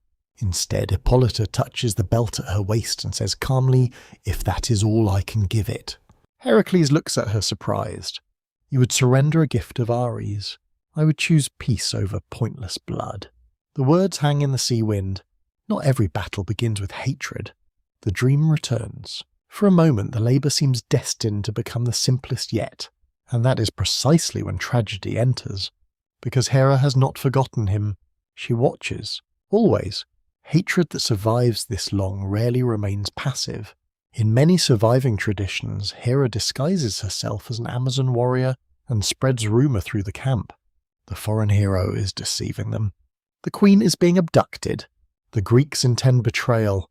Suspicion spreads with terrifying speed. This is one of the oldest truths in human history. Trust takes time to build. Fear spreads in moments. Warriors begin arming. Voices rise. Commands overlap. Horse hooves pound. Steel leaves scabbards. Hippolyta senses something wrong. She turns toward the growing unrest. Too late. Chaos erupts. Amazon riders surge toward the shoreline. Spears lower. Arrows lift. Heracles' companions panic and arm themselves. The calm conversation collapses into battle. And here myth becomes painfully human. A misunderstanding can kill as surely as monsters. Heracles, seeing armed riders charging, reaches the conclusion battle-trained instinct provides. Betrayal. He believes Hippolyta has deceived him. Hippolyta sees Greek weapons rise and likely reaches her own tragic conclusion. The next moments happen with violent speed. Shouting, metal striking metal, dust rising beneath horses, arrows cutting air. Heracles fights, not against monsters, against warriors defending what they believe is their queen. This distinction matters. The tragedy deepens because both sides believe themselves justified. In the chaos, Hippolyta confronts him directly. Some versions say they exchange words. Some say no words remain possible. Scholars remain divided, but nearly every version ends the same way. Hippolyta dies. Whether by Heracles' hand in direct combat or amid surrounding violence depends on the tradition. Yet the emotional truth remains unchanged. A piece that almost existed is destroyed. The queen falls. Bronze armour strikes earth. The belt remains. But victory feels hollow. The battle slows. Amazon warriors pull back around their fallen queen. Silence spreads in waves. Even wind seems to quiet. Heracles stands over the battlefield, breathing hard, holding the belt. He has technically succeeded, but something inside him recoils. Ancient Greek audiences understood this labour as different from earlier ones. The lion needed killing. The Hydra demanded destruction. Diomedes embodied cruelty. Hippolyta did not. This labour leaves behind not triumph but regret. Perhaps that is why it endured. Not all tragedy comes from evil. Some comes from fear, rumour and timing. As Heracles departs by ship, the belt secured, he stands alone at the stern, watching the Amazon shore fade into mist. He thinks of the dream. Not every battle begins with hatred. True, some begin with misunderstanding. And misunderstanding may be harder to defeat than monsters. That night the sea is unusually still. No storm, no heavy wind, only stars. He dreams again. 10 fires now burn behind him. 2 more wait. Far to the west, beyond familiar shores, the sky burns red with sunset. There at the edge of the known world, cattle graze under a crimson sun. And beside them stands a being with 3 bodies, waiting. The next labour draws Heracles farther west than most Greeks believed a mortal should travel. If earlier journeys led him through forests, marshes, mountains, and across familiar seas, this one carries him toward the edges of imagination itself. To the ancient Greek mind, the far west was not merely distant geography. It was symbolic territory, a liminal region where sunlight weakened, where the known world dissolved into myth, and where boundaries between mortal land and divine mystery began to blur. Beyond those horizons lay sunset death and the great ocean river that many Greeks imagined encircling the world. Heracles is ordered to bring back the red cattle of Geryon, a monstrous being said to dwell on the island of Erythea. Even the name carried colour. Erythea meant something like the Red One, a fitting place for cattle glowing under eternal sunset. He begins the journey westward across immense distance. Days become weeks, weeks become months. You travel with him past trading ports rich with Phoenician goods, past islands smelling of salt and resin, past rugged coastlines, where fishermen mend nets beneath gull cries. The world slowly changes. Olive groves become scarcer, winds grow hotter, dry plains stretch towards distant mountains shimmering under a relentless sun. Sand enters sandals, lips crack, water becomes precious. This labour is different before it even begins. The journey itself becomes ordeal. Ancient audiences understood this deeply. Distance magnified heroism. Travel beyond familiar geography symbolised entry into cosmic uncertainty. Some historians suggest these Western journeys may reflect early Greek contact with Iberia, and Phoenician trade routes gradually transformed into mythic narrative. Another interpretation sees the labour as a solar journey, with Heracles following the path of the sun toward evening and death. One afternoon the heat becomes unbearable. The sun hangs overhead like molten bronze. Air trembles. Even Heracles slows. He looks upward, and anger rises. A rare anger not aimed at beast or king, at the sky itself. In one of the strangest episodes preserved in myth, Heracles draws his bow toward the blazing sun. Toward Helios, the audacity is astonishing. A mortal threatening the sun. Ancient storytellers loved this moment because it revealed both Heracles' greatness and his dangerous extremity. Exhaustion strips away reverence. Suffering can turn even heroes defiant. He draws the string. The arrow points skyward. For one suspended breath, the world holds still. Then something unexpected happens. Helios does not punish him. Instead, the sun god admires his courage. Some traditions say Helios laughs with approval and gifts Heracles a golden cup or vessel, a radiant bowl used to cross the great western waters. Scholars continue debating the symbolism. The cup may reflect solar imagery, ritual vessels, or mythic borrowing from older Mediterranean traditions. Whatever its origin, the meaning feels clear. Even divine power can respect human endurance. As evening falls, Heracles crosses toward Erythea. The western sky burns crimson and gold. Sea and fire blend at the horizon. Waves reflect blood-red light. The air smells of salt-heated stone and distant grazing animals. Then he reaches the island. Silence greets him. No city, no palace. Only vast pasture under endless sunset. Red cattle graze peacefully. Beautiful animals. Strong, broad-backed calm. And yet peace here is guarded. First comes the hound, Orthrus, brother to Cerberus if old traditions are followed. A two-headed guardian dog bred for monstrous vigilance. Massive shoulders ripple beneath dark fur. Two pairs of eyes lock onto Heracles. Two throats release one terrible growl. Beside the herd stands the herdsman often named Eurytion, armed and alert. No negotiation comes. The hound charges, two heads snapping, teeth flashing. Heracles moves with the speed forged by 10 previous labours. His club rises and falls with brutal precision. Orthrus collapses before its full momentum can land. The herdsman attacks next. Briefly, he falls too. Then comes silence again. But the true guardian has not yet arrived, because somewhere beyond the pasture Geryon has heard. Ancient descriptions of Geryon vary.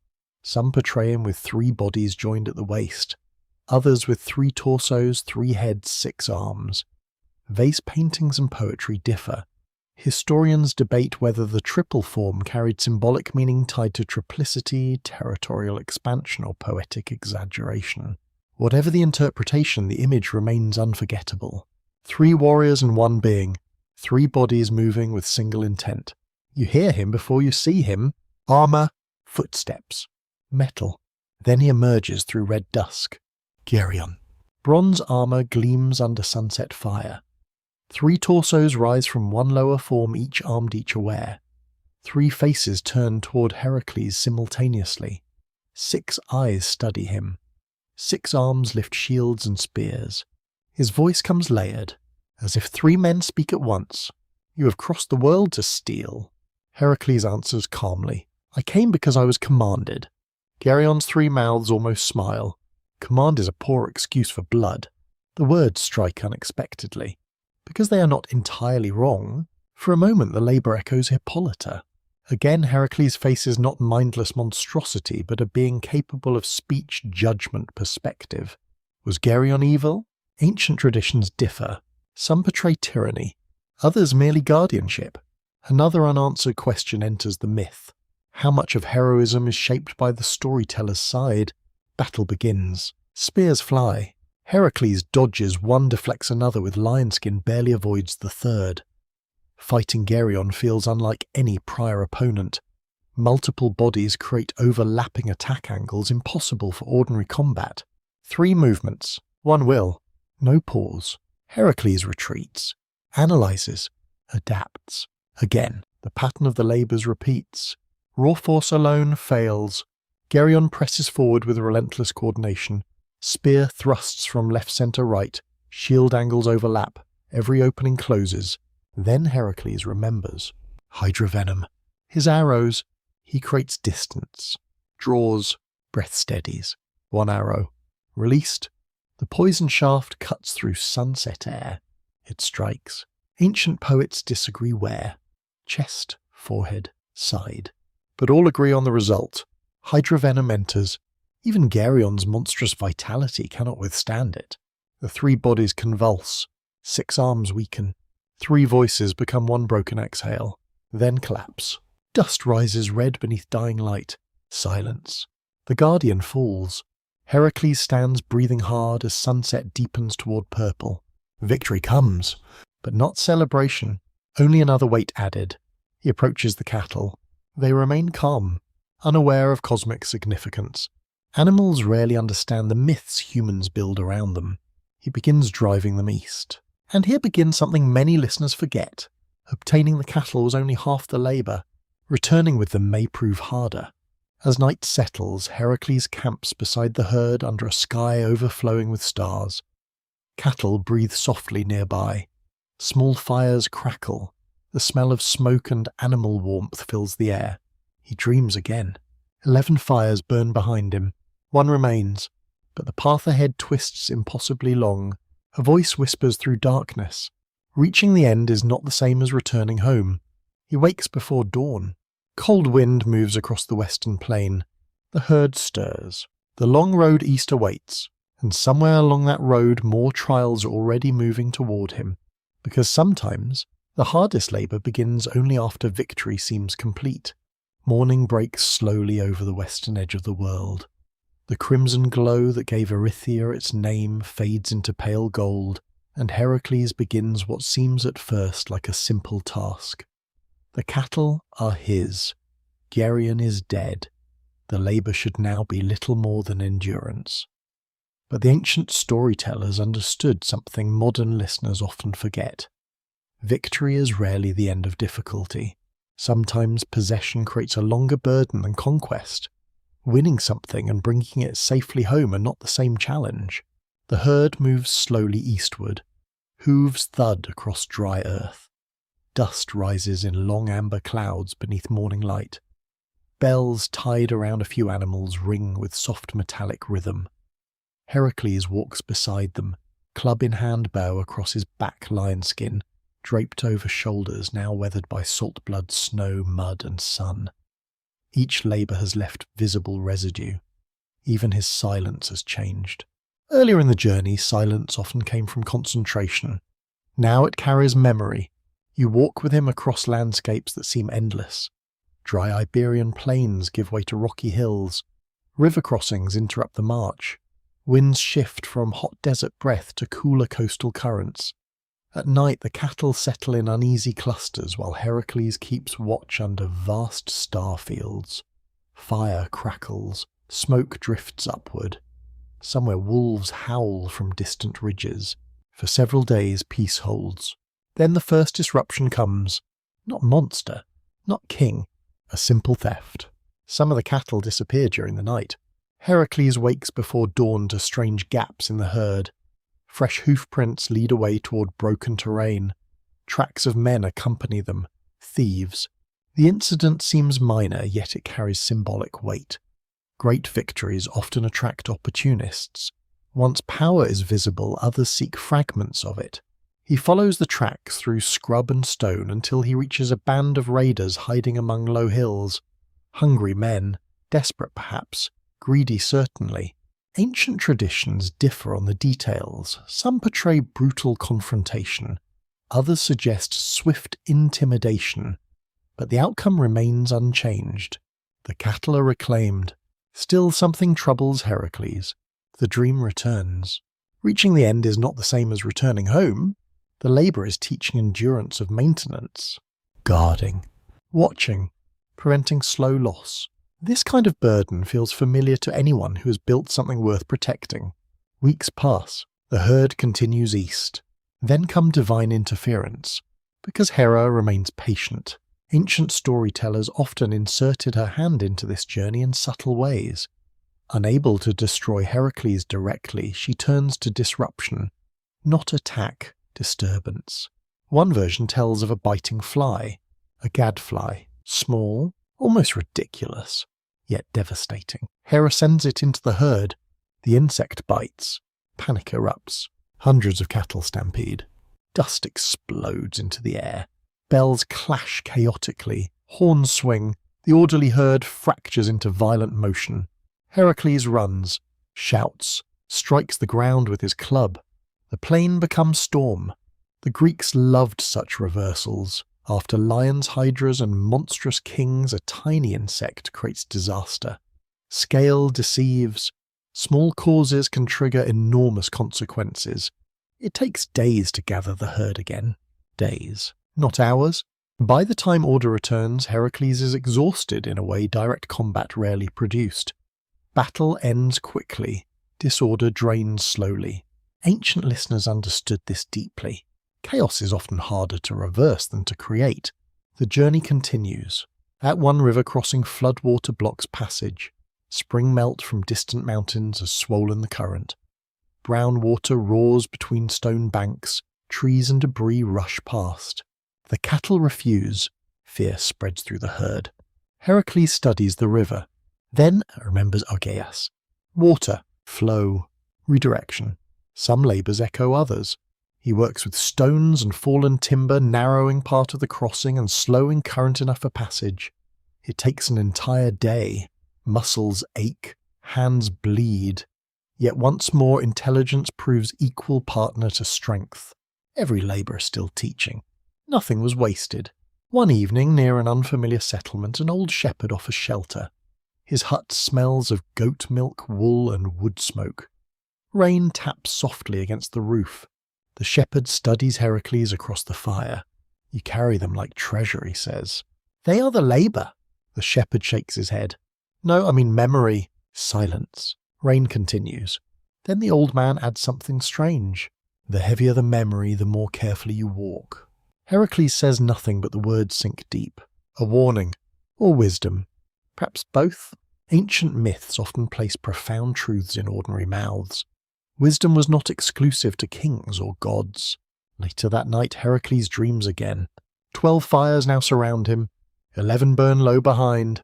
One blazes ahead. But between him and the final fire stands a giant figure carrying the sky itself. Heracles wakes instantly, breath sharp. The dream feels clearer than all before. The final labour is approaching. But first this road must end. The eastern journey grows harsher. Some traditions say Heracles passes through lands later associated with Italy, Liguria, or southern Gaul.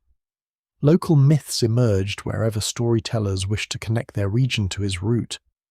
Archaeologists and historians note how Greek colonization helped spread these tales across the Mediterranean, each community weaving itself into the hero's passage.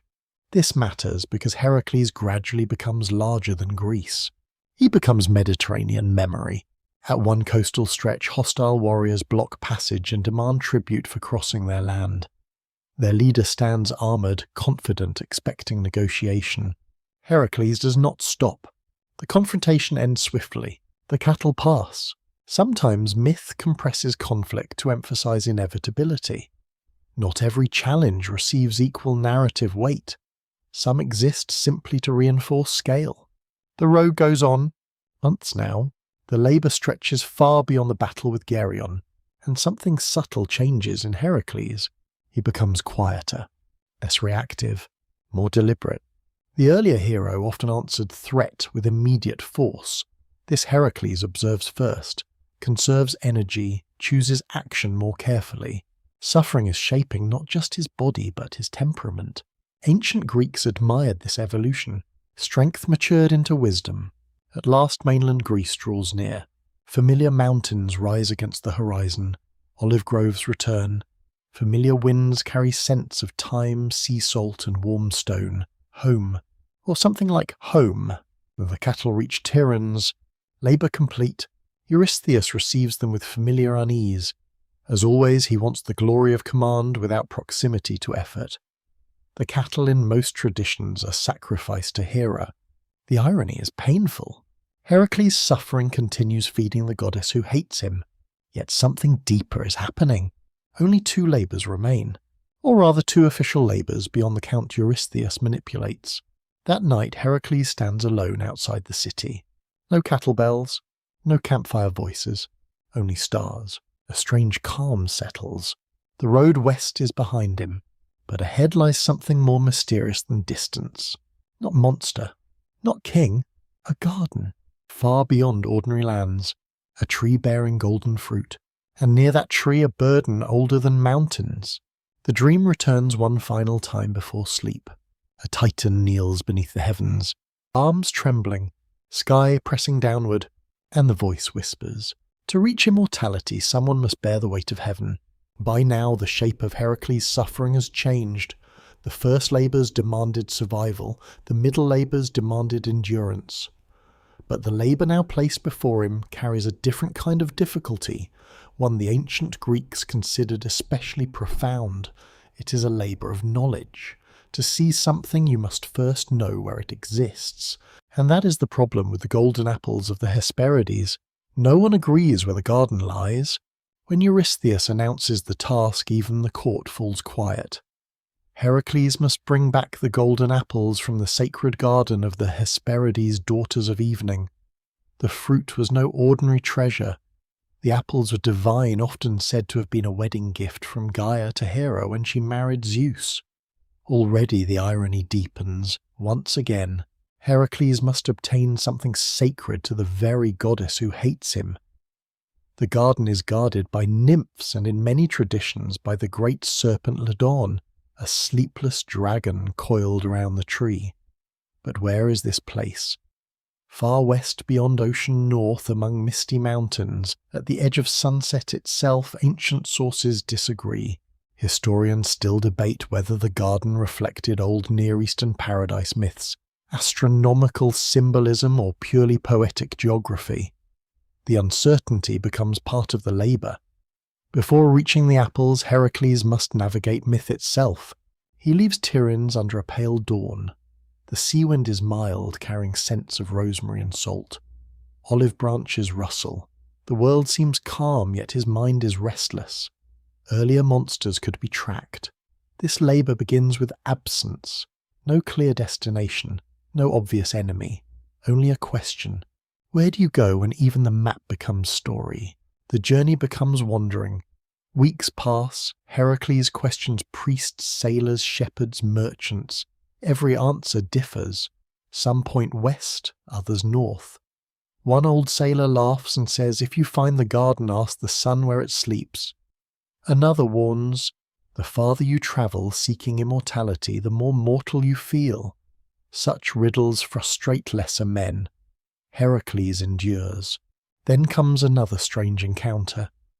Near a remote riverbank, he finds an old sea god often identified in some traditions as Nereus, the old man of the sea.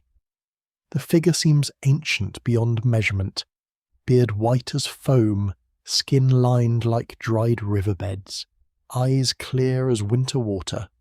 But old gods do not give answers freely. When Heracles demands directions, the sea god transforms, first into water, then into flame, then serpent, then lion. Ancient listeners immediately recognized a familiar mythic pattern. Wisdom resists easy possession. Truth changes shape under pressure. Heracles does not release him.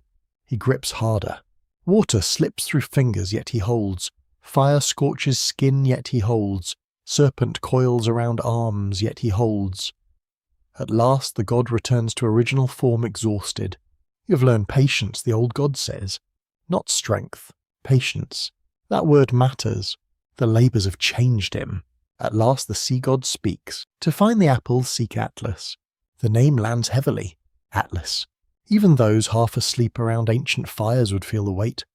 Titan, ancient enemy of Olympus, the one condemned after the Titanomachy to bear the heavens upon his shoulders. Not metaphor, not poetic exaggeration. The sky itself. Heracles continues. The land grows stranger as he travels. Familiar villages vanish. Roads become stone paths become wilderness. Mountains rise like broken marble. Night skies appear wider, more severe. The stars feel closer here, almost oppressive in their number. One night he dreams again. The 12 fires surround him. 11 are dim embers. Only one burns brilliantly. Behind the fire stands a vast silhouette bent beneath stars. The voice returns. Some burdens become identity. He wakes before sunrise. Cold wind, thin air, silence. Then he sees him. At first, Atlas seems like part of the landscape, a mountain perhaps, a cliff. Then the shape moves, and scale becomes impossible. Atlas stands beyond ordinary human comprehension. His body is vast, though ancient storytellers described him differently across centuries. Some imagined a giant, others a mountain personified titan. But all versions preserve one truth. He carries heaven, his knees press into earth. Muscles tremble under cosmic strain. Above him rests the vault of stars, clouds, moons, suns, celestial order itself. Wind screams around him continuously. His breath sounds like distant storms. You almost forget to breathe. Heracles approaches. For the first time in many labours, brute strength feels laughably small. Atlas notices him. Slowly, his voice comes like grinding stone. Mortal. One word, heavy as thunder. Heracles explains his task. The Titan listens. Then something unexpected happens.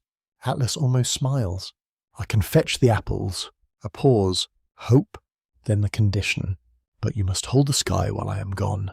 Silence follows. This is the true labour. Not the apples. The burden. Ancient Greek audiences understood immediately. The fruit symbolises immortality, divine privilege, unattainable perfection. But to reach it, someone must carry unbearable responsibility. Heracles looks upward. Clouds drift across impossible blue. Sunlight burns at the edges of heaven. Stars remain unseen yet present. Can any mortal bear such weight? No prophecy answers. No god intervenes. Only choice remains. Heracles agrees. Atlas slowly shifts. The transfer begins, and suddenly the sky descends. Weight, beyond words, not simple heaviness. Cosmic pressure. Direction itself pressing downward. Every muscle screams. Knees buckle. Spine feels ready to split. Breath becomes labour. The lion skin digs into flesh. Blood pounds in ears like war drums. He holds, barely. Ancient storytellers rarely exaggerated emotional truth more effectively than here. This is not merely physical burden. Atlas represents every duty carried so long it becomes selfhood, every grief, every obligation, every role from which one cannot step away. Heracles now understands Atlas. Not intellectually, bodily, painfully. Minutes feel like years, or perhaps years become moments. Time behaves strangely under immense burden. Scholars remain divided on how ancient listeners interpreted this scene. Some saw cosmic symbolism, others moral allegory. Another interpretation suggests the Greeks were exploring empathy itself. True understanding comes when you bear another's weight. Far away, Atlas walks toward the garden, toward golden fruit, toward temporary freedom, and for the first time in ages, the Titan walks unburdened. Heracles remains beneath heaven, arms shaking, vision blurring, and one terrifying question slowly forms. What if Atlas never returns? Time loses its ordinary meaning beneath the heavens. Seconds stretch into something vast and strange. Heracles can no longer tell whether Atlas has been gone minutes, hours, or entire days. Under normal burdens, the body adapts. Shoulders harden, muscles adjust, breath finds rhythm. But this burden is different. The sky does not simply weigh upon him, it presses through him. It tests every tendon, every joint, every thought. The vault of heaven feels alive, immense, indifferent. Clouds drift overhead with unbearable slowness. The sun moves like molten bronze across an endless arc. Even light feels heavy. Heracles plants his feet deeper into stone. Dust grinds beneath his heels. Sweat runs into his eyes despite the cold winds rushing around the cosmic height. His arms tremble continuously now. Every breath arrives as effort. The lion skin across his shoulders, once armour and symbol, now feels like almost nothing against celestial pressure. Strange thoughts begin surfacing. Under extreme strain, the mind becomes vulnerable. Memories return uninvited. He sees the nursery again. Serpents in moonlight. Tiny hands closing around scaled throats. Then Megara. Torchlight. Silence. Blood. Then Nemea. Lerna. Snow on Erymanthus. Chiron's wound. Hippolyta falling. Geryon beneath the red sunset. All of it returns layered together like painted scenes across the inside of his skull. Ancient Greeks understood something subtle about suffering. Pain claps his time. Under great burden old grief returns as though newly born.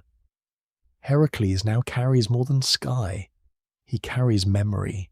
The dream voice returns though he is awake. Some burdens become identity. He understands now. Atlas is no longer merely a titan condemned by Zeus. Atlas is the embodiment of endless responsibility. Carry something long enough and eventually you forget what life felt like before the weight. Wind howls louder. Heracles' knees bend. He forces them straight. No hero's shout comes, no triumphant defiance, only quiet endurance. This is perhaps one of the deepest reasons the Atlas episode endured for centuries. Many monsters and myth externalize fear. Atlas externalizes burden. Nearly every listener, ancient or modern, recognizes some version of it. Duty to family, duty to kingdom, duty to memory, duty to guilt. Then at last movement. A distant shape returns across the horizon. Atlas. The Titan walks back carrying 3 golden apples. Even from far away the fruit glows with unnatural radiance. Their light is warm yet sharp golden yet almost white at the centre, as if sunlight itself condensed into living fire. The air changes as they draw near. A sweet scent spreads outward, faint but impossible to ignore. Some ancient poets compared it to honey cedar resin and spring blossoms carried together on evening wind. Atlas stops before Heracles.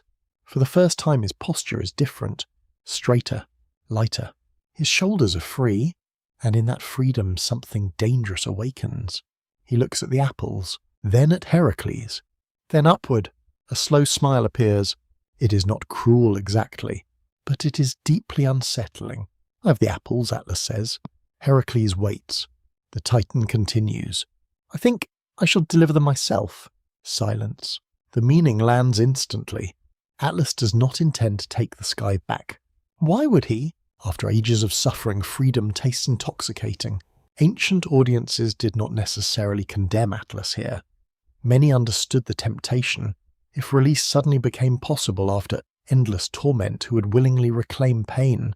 This makes the scene more tragic than villainous. Atlas is not evil. He is tired. Very tired, and exhaustion can rationalize betrayal. Heracles remains beneath heaven arms burning, yet panic does not control him. Earlier in life, perhaps rage would have answered first, but the labours have sharpened something more useful than rage. Cunning, patience, strategy. The same qualities that defeated Hydra and cleansed Augeas' stables return now. He thinks, quickly, then speaks, calmly. "You are right," Heracles says. Atlas pauses. Agreement surprises him. Heracles continues, voice steady despite unbearable strain. But before you go, please hold the sky for just a moment while I adjust the lion skin on my shoulders.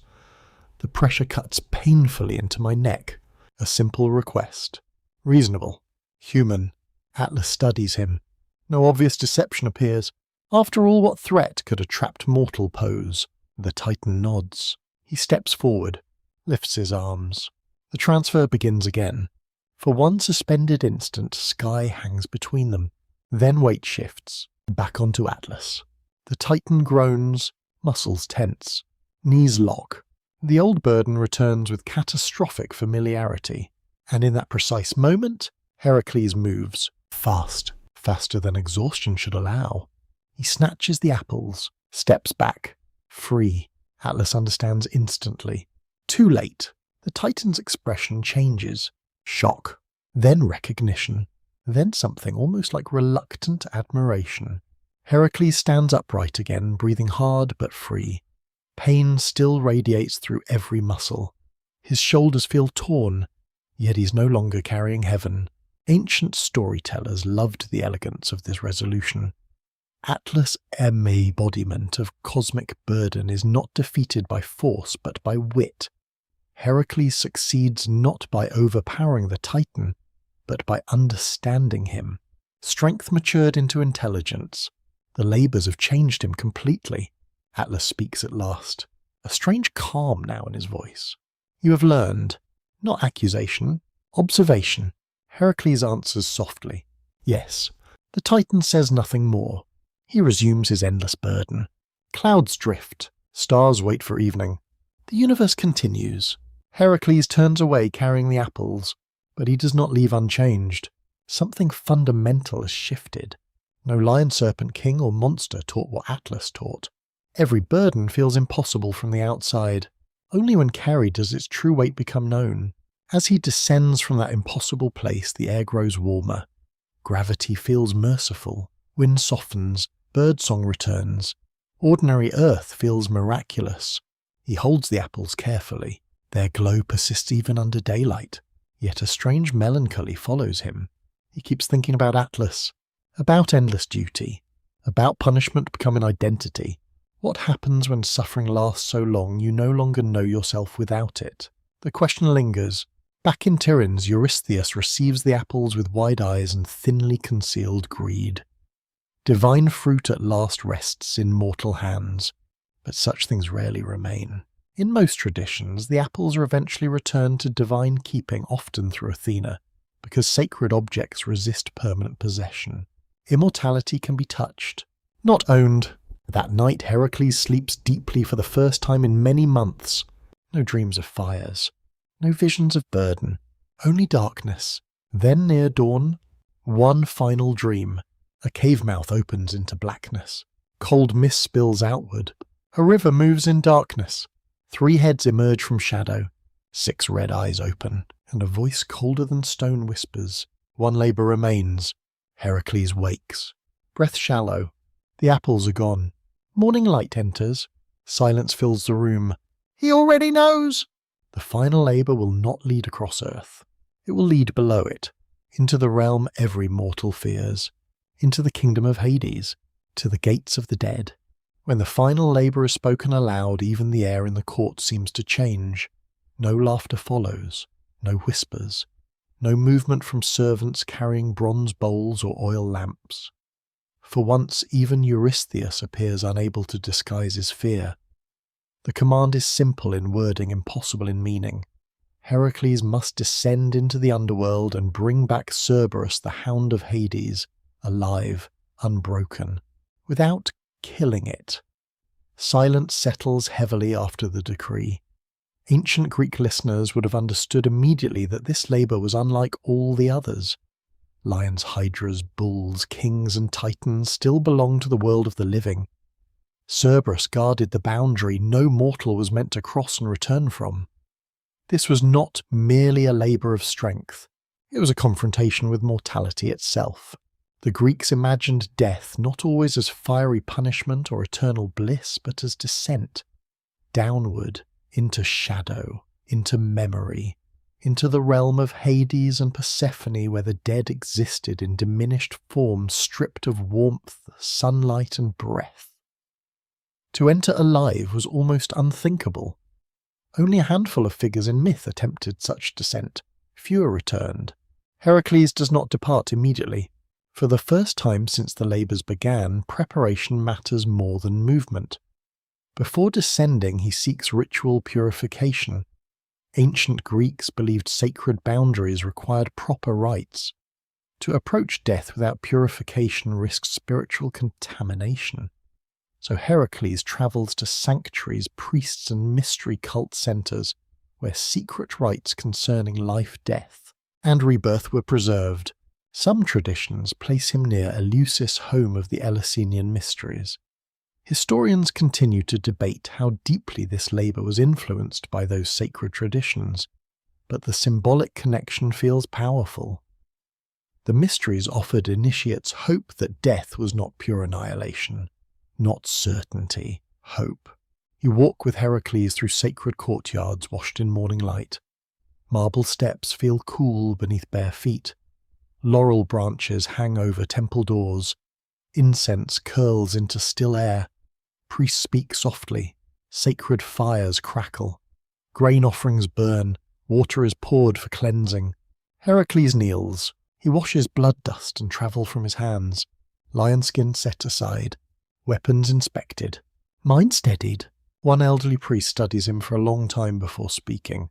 You have defeated what lives above. Heracles says nothing. The priest continues. Below strength changes meaning. A warning. Simple. Final. The priest gives him no grand prophecy, only truth. Below strength changes meaning. That sentence follows him. Ancient audiences loved such threshold warnings because they signaled transformation. The rules are changing. Skills that ensured survival above ground may fail below. After purification, Heracles seeks the entrance. But where does one enter the underworld? Ancient Greeks never fully agreed. Multiple caves, chasms, volcanic openings, and sacred sites across the Mediterranean claimed access to the land of the dead. Some pointed to deep caverns, others to lakes where poisonous vapours rose. Archaeologists note that natural caves releasing toxic gas likely shaped these beliefs. Places where birds died mid-flight naturally invited myth. For Heracles, the chosen path lies through a cavern where earth opens into shadow. The entrance is not grand. That is what makes it unsettling. No towering gates, no visible army, only stone, darkness, cold wind moving upward from impossible depth. As he approaches, sunlight fades behind him. Grass grows sparse. Moss clings to damp rock. The temperature drops sharply. Even sound behaves differently here, as though swallowed before travelling far. Then come the omen. A blackbird lands near the cave mouth, silent. Watching. It does not cry. It simply watches. Some traditions regarded blackbirds as psychopomps, creatures linked to passage between worlds. Others dismiss such signs. Scholars remain divided. But within the myth, the silence matters. No warning cry. No attack. Only observation. Heracles steps forward. Inside, darkness thickens quickly. Torchlight becomes necessary. Flame flickers orange against wet stone walls. Water drips rhythmically somewhere deep ahead. The smell changes. Earth. Mineral. Cold moisture. Something older than decay, yet related to it. The tunnel slopes downward. Slowly at first, then steeply. Step by step, the world of the living retreats. Heracles feels something unfamiliar. Not fear exactly, but awareness. Every breath feels louder. Every heartbeat clearer. His torch crackles. Then he hears it. Water, flowing, a river. Ancient Greek tradition often described several rivers of the underworld Styx, Acheron, Cocytus, Phlegeth and Lethe. Their meanings varied. Hatred, sorrow, fire, forgetfulness. The exact geography mattered less than emotional truth. Death required crossing. The tunnel opens. Before him lies black water, still in places, slow-moving in others. Mist drifts above the surface. No stars reflect here. No moonlight enters. Only darkness. And a boat. A single boat. Beside it stands Charon, thin, ancient, unreadable. His eyes look like old coins left underwater. His hands grip the pole used to guide the vessel. Ancient audiences knew Charon well, ferryman of the dead. He carried souls across the river often in exchange for an obol coin placed with the deceased. Burial rites mattered partly because of him. Charon studies Heracles. Alive, breathing, warm, wrong. You're early, Charon says. The voice is dry as old parchment. Heracles answers, I seek passage. Charon says nothing for several breaths. Then, the living do not belong here. True, absolute. Yet myth makes exceptions. Some ancient versions say Hermes or Athena aided Heracles here. Others say Charon reluctantly yielded to divine will. Another interpretation suggests heroic status alone forced passage. At last the ferryman gestures. Enter! The boat rocks as Heracles steps aboard. Wood creaks, water barely ripples. The crossing begins. No oars, only the pole. Mist thickens, silence deepens. Then shapes appear beyond the riverbank. Figures, many figures, too many. The dead. Not solid bodies, not living flesh. Shades, pale forms moving with dreamlike slowness. Thousands, perhaps millions. Ancient Greek afterlife was not always dramatic torment. Often it was melancholy persistence, existence without vitality, memory without warmth. Heracles watches them. Some reach toward the boat. Some wander aimlessly. Some stare with hollow recognition. No voice fully forms. Only fragments, whispers, names, regret, longing. The hero who wrestled lions now feels something heavier than combat. Mortality. This is the destination of kings and beggars alike. No armour prevents it. No strength delays it forever. Ancient listeners felt the existential weight here. Heracles' strongest of mortals must confront the truth every mortal shares. The boat reaches shore. Charon stops.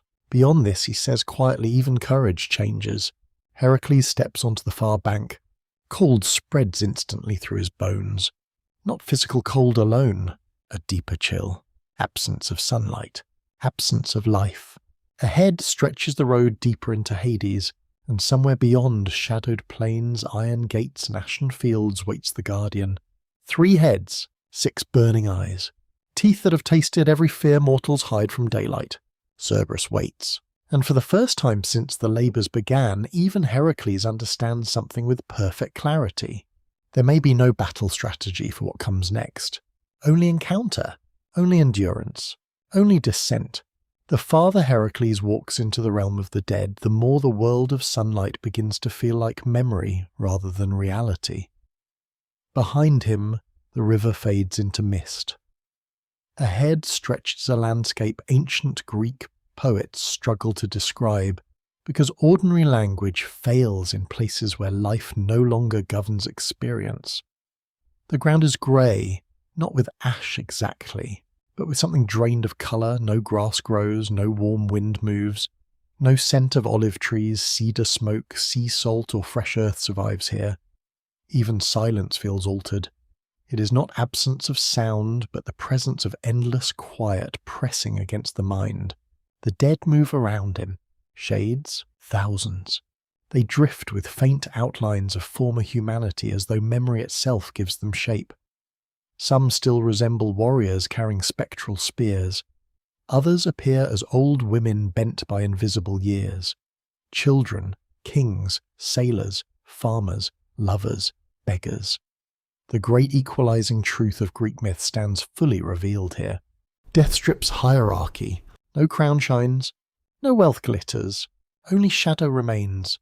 Heracles continues forward torchlight, now dimmer, though he cannot tell whether the flame weakens or the darkness deepens. Ancient poets often described Hades not merely as dark, but as anti-light, a place where illumination itself becomes reluctant. Then he hears weeping, not loud, constant, soft as distant rain. He turns. There in the gloom stands a familiar figure, Meleager in some traditions, a fallen hero. Young still in appearance, though death has thinned his presence into silver-grey shadow. He recognizes Heracles. He came alive, the shade says. Not wonder. almost sadness. Heracles studies him. Yes. Meleager's expression softens. Then remember warmth. The phrase feels strange. Heracles waits. The shade continues. Memory fades here. Ancient Greek beliefs about the afterlife often carried profound melancholy. The dead did not always suffer torture. Something subtler and sadder awaited many of them. Diminishment. Forgetting. Identity eroding into shadow. To remember warmth becomes resistance against oblivion. Heracles moves on. Soon another shape emerges. This one bound. Bent. Suffering. A man pushes an enormous stone uphill. The boulder nears the summit, then rolls down again. He follows. Again. Sisyphus. The image later became one of the most enduring in all myth. Endless labour without completion. Ancient listeners saw divine punishment. Modern thinkers often see existential meaning. Heracles watches briefly. No complaint comes from Sisyphus. Only repetition. Stone. Slope. Fall. Repeat. The sight unsettles him more than monsters. Because the labours themselves suddenly echo here. Endless tasks. Endless burden. What separates heroic labour from punishment? Meaning, choice. Hope? The question remains unanswered. Further ahead, another punishment appears. A king stands in water up to his chest. Fruit hangs above his head. Whenever he reaches to drink, water recedes. Whenever he reaches to eat, branches lift away. Tantalus. Desire eternally denied. Ancient audiences recognized moral warnings here, but beneath morality lay psychological truth. Human suffering often grows not from total absence, but from almost reaching. Heracles passes without speaking. The road continues. Then a deeper silence falls. Even the shades withdraw. Something sovereign approaches. Two figures appear upon a distant rise. Not hurried, not dramatic, simply inevitable. Hades, and beside him Persephone. Ancient art rarely portrays Hades as monstrous. That misunderstanding came later. To the Greeks, Hades was stern, just implacable. Death itself required order. His authority did not need theatrical cruelty. He wears dark robes heavy as midnight. A crown rests upon his head. His gaze is steady, impossible to deceive. Beside him, Persephone radiates a more complicated presence. She carries both spring and winter life and death intertwined. Queen of return and queen of descent. Heracles kneels. For once, even heroic pride disappears entirely. Here strength holds no rank. Hades speaks. His voice is calm. That makes it more terrifying. You seek my hound. No question. Heracles answers truthfully. I was commanded. A familiar phrase. But here it sounds different. Hades studies him. Long. Silent. Then Persephone speaks first, and her voice surprises him. Gentle. Almost sorrowful. You have suffered greatly. Not pity. Recognition. Heracles says nothing. Some truths need no defence. Ancient listeners found Persephone's presence significant. She understood transition better than any deity. Daughter of grain and spring queen of death and winter, she embodied passage between worlds. Hades finally speaks again. You may take Cerberus. Hope rises. Then the condition. But no weapon. Silence. No club. No bow. No hydra-poisoned arrows. Nothing. Heracles must subdue Cerberus bare-handed. The logic is brutal and perfect. To leave death, he must confront fear without distance. Ancient Greeks understood weapons symbolically. Weapons create separation. They allow force from afar. Bare hands remove that separation. This labour becomes intimate, personal, absolute. Heracles accepts. Hades nods once. Permission granted. No further ceremony. No encouragement. No mercy. The rulers turn away. Audience complete. The road beyond grows narrower. Rock walls rise. Cold mist thickens. Then comes the sound. At first low. Almost beneath hearing. A growl. Deep. Layered. Then another. Then another. 3. The growls overlap. Different tones. One low as thunder. One sharp as tearing metal. One wet and hungry. The air changes. Even the shades avoid this path. Ancient descriptions of Cerberus vary widely. 3 heads appear most often, though some traditions multiply them grotesquely. Serpents may coil from his back. A serpent tail may lash behind him. His mane may writhe with snakes. Myth never fully stabilizes his form, and perhaps that is fitting. Fear resists precise description. The path opens. Iron gates rise from stone. Black, massive, ancient. Beyond them waits shadow thicker than night. Then 6 eyes open. Red, burning. Watching, Heracles stops. Not from cowardice, from recognition. Every labour before this taught something. The lion taught closeness. Hydra taught strategy. The hind taught restraint. Atlas taught burden. Now all lessons converge. Because Cerberus is not merely a beast. He is boundary. Guardian. Fear of death given form. The hound steps forward. 3 heads emerging fully into dim light. Muscles ripple beneath dark fur. Breath pours from 3 mouths in hot vapour. Saliva drips onto stone and hisses faintly. Teeth gleam like polished bone. Serpents twist along his neck and shoulders. The middle head stares directly at Heracles. Not angry, not wild, certain, ancient. As if the creature already knows every mortal eventually comes this way. Heracles slowly removes the lion skin from his shoulders. Sets aside all weapons. Bare hands. Bare fate. Cerberus lowers all 3 heads. The growling stops. And for one terrible heartbeat, complete silence fills Hades. Then the beast charges. Cerberus moves with terrifying speed. For a creature so massive, its acceleration feels unnatural, almost impossible, as if distance itself bends to serve it. Stone cracks beneath pounding paws. The 3 heads surge forward together, jaws opening wide enough to crush bone like dry wood. Hot breath blasts across the frozen air of Hades. Serpents along its neck writhe violently, hissing as though the beast carries smaller nightmares upon its own body. Heracles has faced lions, serpents, bulls, and giants, but nothing has felt like this. Every earlier enemy belonged somewhere within the order of life. Cerberus does not. He belongs to endings. The first impact is brutal. The central head slams into Heracles like a falling wall.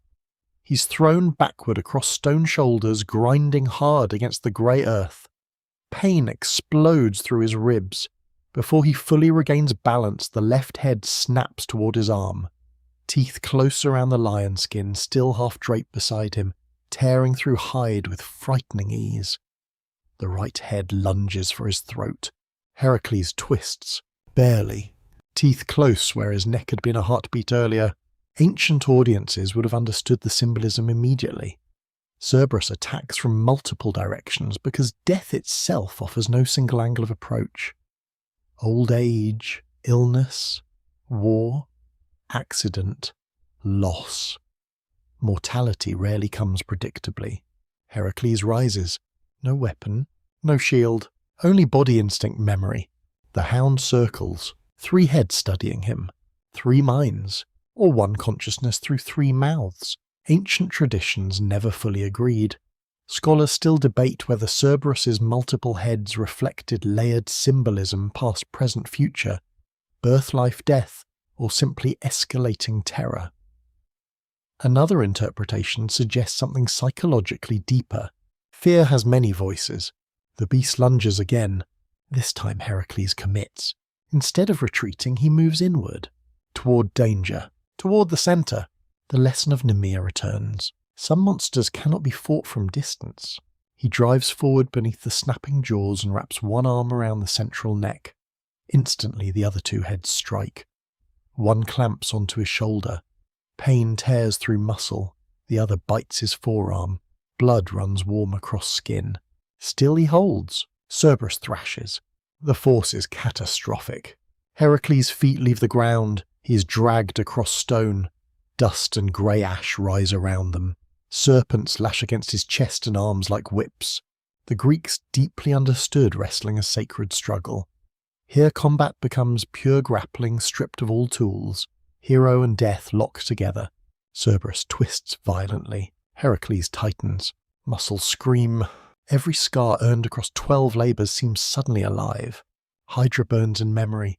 Atlas crushes his spine in memory. Chiron's wound aches in memory. Megara's silence returns. The dead surrounding them begin gathering. Shades. Thousands. Watching. No cheering. No sound. Only witness. Ancient Greek tragedy often used silent witnessing to amplify meaning. Suffering becomes sacred when observed by those who understand it. Cerberus rears upward. All three heads roar simultaneously. The sound tears through Hades. Shades recoil. Even distant stone seems to tremble. Heracles nearly loses grip. Then something unexpected happens. He sees not with eyes alone, but with memory. The nursery. The serpents. Tiny hands. He realizes something. He has been here before. Not literally, but symbolically. At the beginning of life, he strangled serpents sent by Hera. Now near the end of the labours, he wrestles the guardian of death itself. Beginning and ending mirror one another. Ancient audiences loved such circular structure. Fate often folds inward. Cerberus lunges again, all three heads converging. Heracles acts. He shifts behind the central neck and locks both arms across the thick throat. One leg braces beneath the beast's body. His entire weight becomes leverage. He squeezes. Not rage, not frenzy. Controlled force, steady, relentless. Cerberus thrashes harder than ever. The right head bites deep into his thigh. The left claws his back. The central head roars, then growls, then chokes. Heracles squeezes. The shades watch. The rulers of Hades watch from afar. Even the air feels suspended. Ancient listeners would have felt profound tension here because the myth approaches something larger than combat. Heracles is not killing death. That is impossible. He's enduring fear long enough to master his response to it. Cerberus weakens. Not defeated, not broken, but slowing. Breath shortens. Movement softens. The great beast stumbles. Knees hit stone. Heracles still holds. Long moments pass. Then silence. The thrashing stops. Cerberus remains alive. Breathing. Subdued. The impossible has happened. Heracles slowly releases pressure but keeps control. Blood covers his arms, shoulder, chest and legs. His breath comes ragged. Every muscle trembles. He feels older than when the labour began. Cerberus does not attack again. This matters. The hound lowers its three heads. Not in submission exactly. Something more complex. Recognition. Ancient Greek myth often allowed monsters dignity when properly understood. Cerberus is not evil. He is duty, guardian, boundary keeper. He attacks because that is his sacred role. Heracles reaches out. Carefully, his hand touches the coarse fur of the central head. Warm. Real. Alive. Cerberus does not resist. A strange calm fills the underworld. The silent shades remain motionless. Then a voice comes, not from the beast, from behind. Persephone, you understand now. Heracles turns slightly still, holding Cerberus. What? Her voice is soft. You cannot conquer death. A pause. Only face it. The truth lands with enormous quiet. This is the meaning of the final labour. Not victory over mortality. No mortal wins that war. Only courage before inevitability. Ancient Greek audiences understood this deeply. Heroism was never immortality of body. It was dignity within limitation. Heracles rises slowly, Cerberus under control beside him. The hound now walks, not dragged, escorted. This detail matters to some later interpreters. Fear often resists force but yields to acceptance. As they approach the road back toward the living world, the shades part silently. Liger watches. Sisyphus pauses mid-push. Tantalus lifts hollow eyes. Even Charon at the river seems altered. The ferryman studies Heracles and the hound, then speaks, very quietly. No one returns unchanged. True? Absolute. The boat crossing back feels longer. Cerberus' three heads stare into black water. Mist curls around them. Heracles watches the river and understands something he did not understand at Delphi. Purification was never about erasing guilt. The dead remain dead. Loss remains loss. Redemption is not forgetting. It is continuing. The boat reaches the far bank. Ahead, far ahead, a faint glow appears. Sunlight. Warmth. Life. The world above. Heracles feels it before he fully sees it. Air changing, temperature rising, birdsong barely audible beyond stone. Cerberus growls softly, not violently, almost uncertain, because even the hound of Hades rarely leaves shadow. Heracles places one hand on the beast's neck. Steady. Together they begin the ascent, and with every step upward, light grows stronger. The final labour is almost complete. But one final confrontation remains. Not with monster, not with God, with the man who commanded all 12, King Eurystheus. And fear. Always fear. The ascent from the underworld feels almost unreal. At first, Heracles cannot trust what his senses tell him. The tunnel still smells of wet stone and ancient earth. Water still drips from unseen cracks. Shadows still cling to every curve of the cavern. Yet something subtle changes with every step upward. The air grows warmer, the silence grows thinner. And then, faintly, almost impossibly, sound returns. A bird calling somewhere above. Wind moving through grass. The living world announcing itself long before it is seen. Beside him, Cerberus walks in uneasy silence. The three heads no longer snap or roar. They remain alert, tense, almost confused.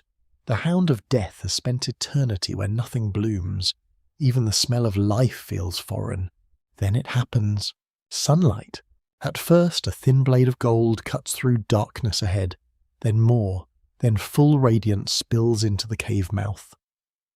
Heracles steps forward, and warm light falls across his scarred skin, across dried blood, across torn lion hide. He closes his eyes for a moment. Warmth. Real warmth. The words of the Shade Malaga return with stunning force. Remember warmth. Now he understands. Not as poetry, as survival. Ancient Greek listeners would have felt the emotional gravity of this emergence. To return from Hades was not simply to escape danger. It was to rediscover the sacredness of ordinary life.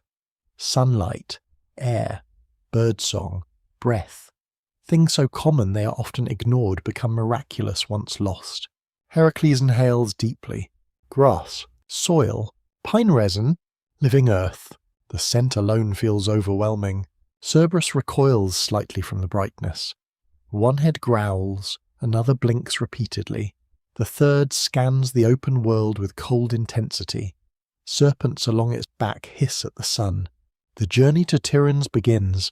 Word spreads faster than footsteps. At first shepherds see them from distant hills and flee in terror. Then travellers carry stories from village to village. Heracles has returned, alive, and with him walks the hound of Hades. Rumour magnifies reality, as rumour always does. By the time news reaches Tiryns, some claim the beast has 10 heads. Others swear the earth cracks beneath its paws. Some insist the dead follow behind him. Fear grows. By the time Heracles approaches the city, crowds gather at great distance. No one wants to stand too close. Mothers pull children indoors. Guards tremble on the walls. Horses panic at the smell of the underworld, clinging to Cerberus. And waiting inside the palace is the man whose fear began all this. Eurystheus. Ancient storytellers almost delighted in this moment because the contrast had become absolute. Heracles now carries the final proof of impossible endurance. Eurystheus, despite royal power, remains ruled by terror. Heracles enters the outer court. Cerberus growls. 3 heads scan marble columns and torchlit halls with predatory suspicion. Saliva drips onto polished stone. Servants scatter. Bronze vessels crash to the floor. Then comes the familiar image preserved across generations. Eurystheus panics. Some traditions say he runs immediately. Others say he screams for guards before realizing guards cannot help him. Most famously, he hides inside the giant bronze storage jar that had become his refuge whenever Heracles returned with monstrous proof. Ancient audiences laughed at this image, but beneath the humour lay sharp criticism. Cowardice often hides behind authority. Heracles stands in the court, battered but calm Cerberus beside him. "Your labour is complete," he says. Silence. From inside the bronze jar comes a trembling voice. "Yes, yes, take it away. No dignity remains. No royal command. Only fear stripped bare." Something profound happens in this moment. For the first time since the labours began, Heracles truly sees Eurystheus, not as king, not as tormentor, but as a frightened man, small, fragile, ruled by terror. Ancient Greek myths often reveal this uncomfortable truth. Many cruel systems are sustained not by strength but by fear. Eurystheus feared Heracles from the beginning. That fear drove command after command, rejection after rejection, humiliation after humiliation. And now the fear stands exposed. Heracles feels something unexpected. Not anger, not triumph, pity. That surprises even him. Because after Lion's Hydra's madness, guilt, betrayal, and death itself, pity feels stranger than rage. The labours have transformed him more deeply than anyone predicted. He no longer needs Eurystheus's approval. That realization arrives quietly, like dawn. For years, every command defined his movement. Every task framed his purpose. But standing here with Cerberus beside him, having walked into death and returned, something breaks. Not body, not spirit. Dependence. The chain loosens. Ancient listeners would recognize this as true liberation. External labor ends only when internal bondage loosens. At last Heracles turns away. The final task is complete. Cerberus must return. Sacred order demands it. The hound cannot remain among the living. Death belongs where death belongs.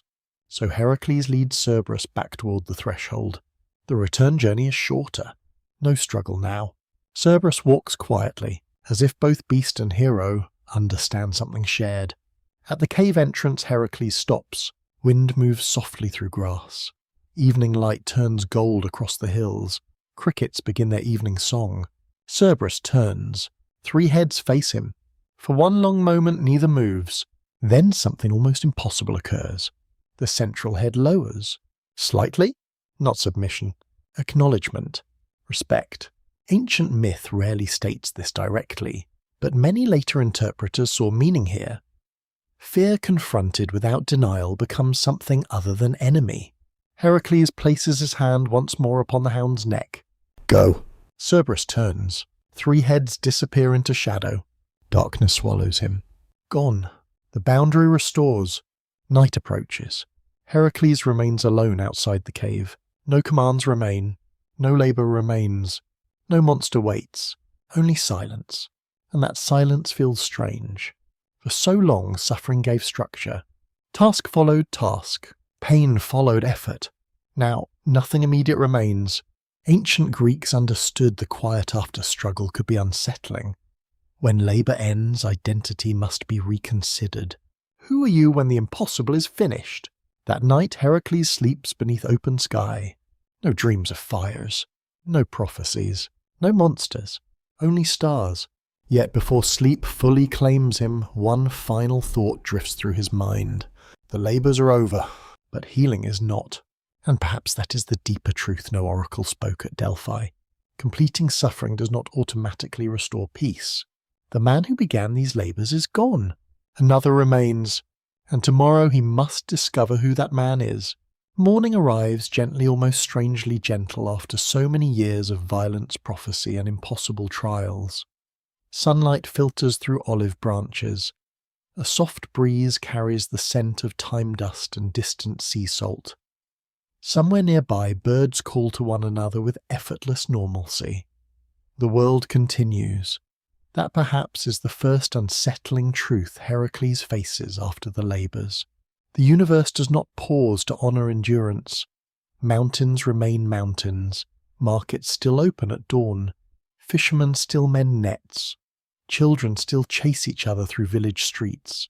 The extraordinary suffering of one man does not stop ordinary life, and yet Heracles himself cannot return to ordinary life so easily. This is where many retellings rush forward eager for the next dramatic event, but ancient audiences often linger emotionally in this transition. The labours are complete. The external commands are finished. But who is Heracles now? You walk with him through Greece, and for the first time there is no fixed destination. No king awaits proof. No monster marks the next horizon. He travels without urgency. That alone feels unnatural. For years motion meant purpose. Now movement becomes contemplation. In one village, people gather simply to look at him. Some bow, some stare, some whisper his name as though speaking a prayer. Mothers touch the shoulders of children and quietly point. Old men nod with solemn respect. A shepherd offers bread and cheese without asking payment. A woman leaves laurel branches near where he rests. Hero worship is beginning. Ancient Greece increasingly treated Heracles as more than a legendary warrior. Shrines dedicated to him would later stand across cities' roads, gymnasiums, and sanctuaries. Archaeological evidence suggests he occupied a unique religious position, honoured both as hero and eventually as divine figure. That dual identity matters. He belongs to both suffering and transcendence, but admiration feels complicated to him, because praise cannot erase memory. At night, silence remains dangerous. When fire burns low and stars brighten overhead, old scenes return. Megara, his children, the dead, Chiron, Hippolyta, Abderus, Geryon, Atlas, Cerberus. Even now, victory does not erase grief. Ancient Greek myth rarely promises emotional cleansing through achievement alone. Glory may immortalize deeds, but glory cannot resurrect the lost. One evening, Heracles stops near a spring surrounded by cypress trees. The water runs clear over pale stone. Moonlight reflects in silver ripples. He kneels to drink. Then he sees his reflection. For a long moment, he barely recognizes the man staring back. The face is older, harder, scarred, eyes quieter, not deadened, deepened. He remembers something the priest said before Hades. Below strength changes meaning. Now he finally understands. Strength no longer means domination. It means endurance without surrendering humanity. This distinction transforms everything. Ancient listeners admired Heracles not because he never broke, but because he continued despite breaking. That nuance mattered. Invincibility inspires awe. Persistence inspires identification. Then comes a dream. The first true dream since the labours ended. No fires. No monsters. No commands. He stands in a field at dusk. Warm wind moves through tall grass. Ahead stand three figures. Megara, his children. Whole. Untouched. Alive as memory. They do not accuse him. That is what unsettles him most. They simply look at him. One child steps forward. "Are you finished?" the child asks. Heracles tries to answer. No sound comes. Megara speaks softly. "You survived." A pause. Then the words that strike deepest. "Now learn how to live." He wakes before dawn. Tears on his face, cold air in his lungs, silence around him. Ancient Greeks placed immense weight on dreams, especially when emotional truth emerged more clearly in sleep than waking life. Whether divine message or inner reckoning mattered less than meaning. Now learn how to live. The labours taught survival. Living is different. Days later, Heracles visits a shrine where athletes train. Young men wrestle in dust under the watch of older instructors. Bodies strain, muscles coil, sand clings to sweating skin. Their movements remind him of earlier years. One boy notices him, then another. Soon training stops. The youths gather. Not fearful, curious, hopeful. One finally asks, "How did you defeat the lion?" Heracles almost answers with strength. Instead he pauses, then says, "I stopped fighting it from far away." The boys look confused. He continues, "Some things must be faced closely. Ancient Greek education valued aphoristic wisdom, brief truths carrying layered meaning. Heracles, once defined by action alone, now teaches through reflection." Another boy asks what was hardest. The question lingers. Not strongest enemy, not deadliest battle. Hardest. Heracles looks towards distant hills, then answers quietly. Continuing. Silence follows. The instructor bows his head slightly. He understands. The hardest labour was never any single monster. It was continuation after suffering. This insight marks a profound evolution. Heracles is no longer merely the man who performs impossible deeds. He becomes interpreter of suffering, teacher through scars, yet peace remains incomplete, because one shadow still stretches over his life. Hera! Her hatred shaped everything. Her madness shattered his family. Her interference fueled multiple tragedies. The labours may be over, but the divine conflict remains unresolved. Ancient traditions diverge here. Some portray Hera as eternally hostile. Others preserve a surprising transformation. Reconciliation. Impossible. Perhaps, but Greek myth often embraced paradox. The goddess who cursed him may one day acknowledge him. This possibility begins haunting Heracles, not because he seeks approval, but because unresolved hatred binds both sides. One afternoon, dark clouds gather over distant mountains. Thunder rolls softly. He watches lightning flicker beyond the horizon. A familiar sound. Zeus. Storm. Father. Divinity. Conflict. He feels something new, not anger. Curiosity. For years he fought external tasks. Now inner questions rise. Can hatred end? Can guilt soften? Can memory remain without poisoning the future? Ancient audiences return to Heracles not merely for adventure, but for these questions, because every human life eventually asks versions of them. As evening falls, temple bells ring from a nearby sanctuary. Smoke rises into violet sky. The first stars appear. Heracles sits alone beside a sacred fire. Flames move gently. No urgency, no labour, only thought. And somewhere beyond mortal sight on Olympus itself the Queen of the Gods still watches. But perhaps not with the same eyes as before. For most of Heracles' life, the shadow of Hera felt constant like storm clouds, gathering just beyond every clear horizon. Before he spoke his first words, her hatred had already entered his story.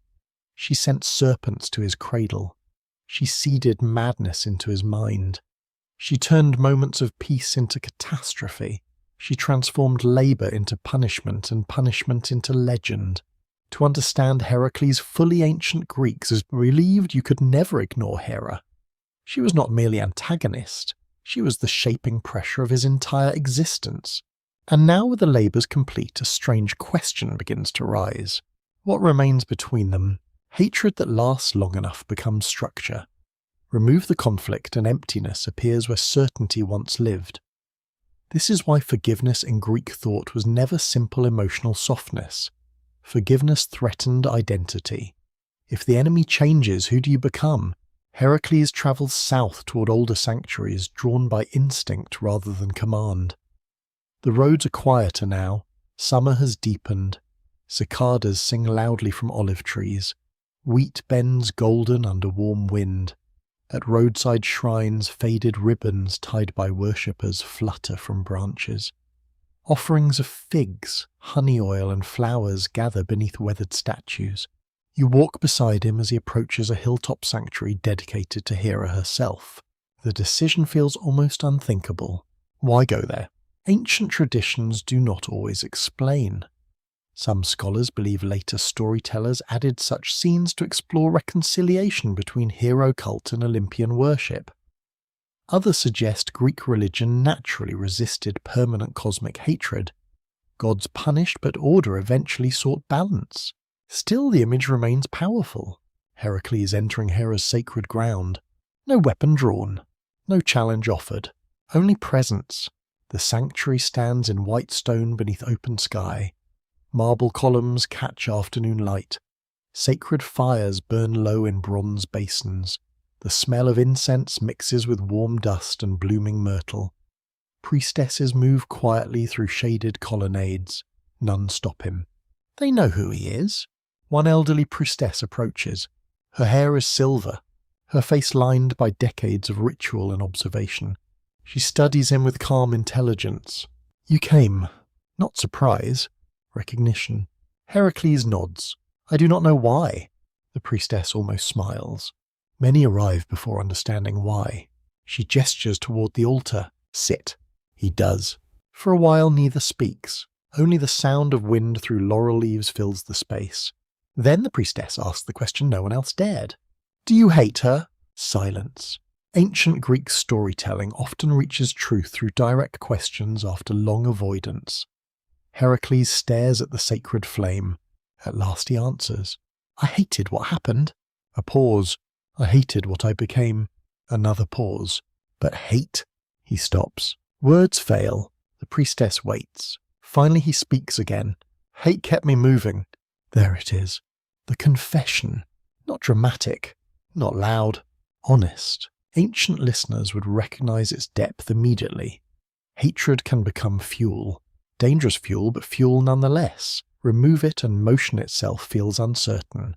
The priestess places olive wood into the fire. Flames rise softly. Then perhaps she says your question is not whether you forgive Hera. Heracles looks at her. She continues. Perhaps the question is whether you can live without needing her hatred. The words strike deeper than accusation, because they reveal dependence, not emotional healing. Freedom. He says nothing. The fire crackles. Smoke curls upward. Ancient Greek religion rarely framed gods as purely moral beings by modern standards. Gods embodied forces larger than human fairness. Hera represented marriage legitimacy, royal order, and wounded dignity. Her rage against Zeus's betrayals often fell upon mortals, yes, but Greek audiences also understood the humiliation underlying that rage. This does not excuse cruelty, it complicates it. And Greek myth loved complexity. That night Heracles remains near the sanctuary. Moonlight washes marble in silver. The world grows quiet except for insects and distant owls. He sleeps beside a sacred fire. Then comes a dream. Not symbolic this time. Not vague. Clear. He stands upon Olympus. Clouds move below like slow rivers. Marble halls shine with impossible brilliance.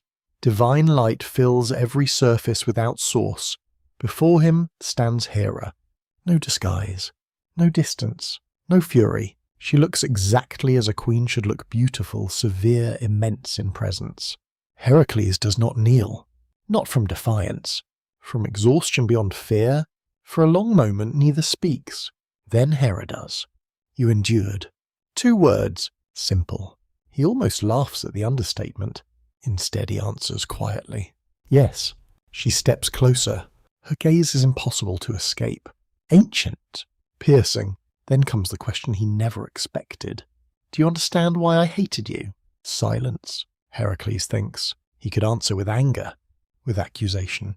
With pain. Instead he speaks carefully. I understand pain becoming cruelty. Hera says nothing.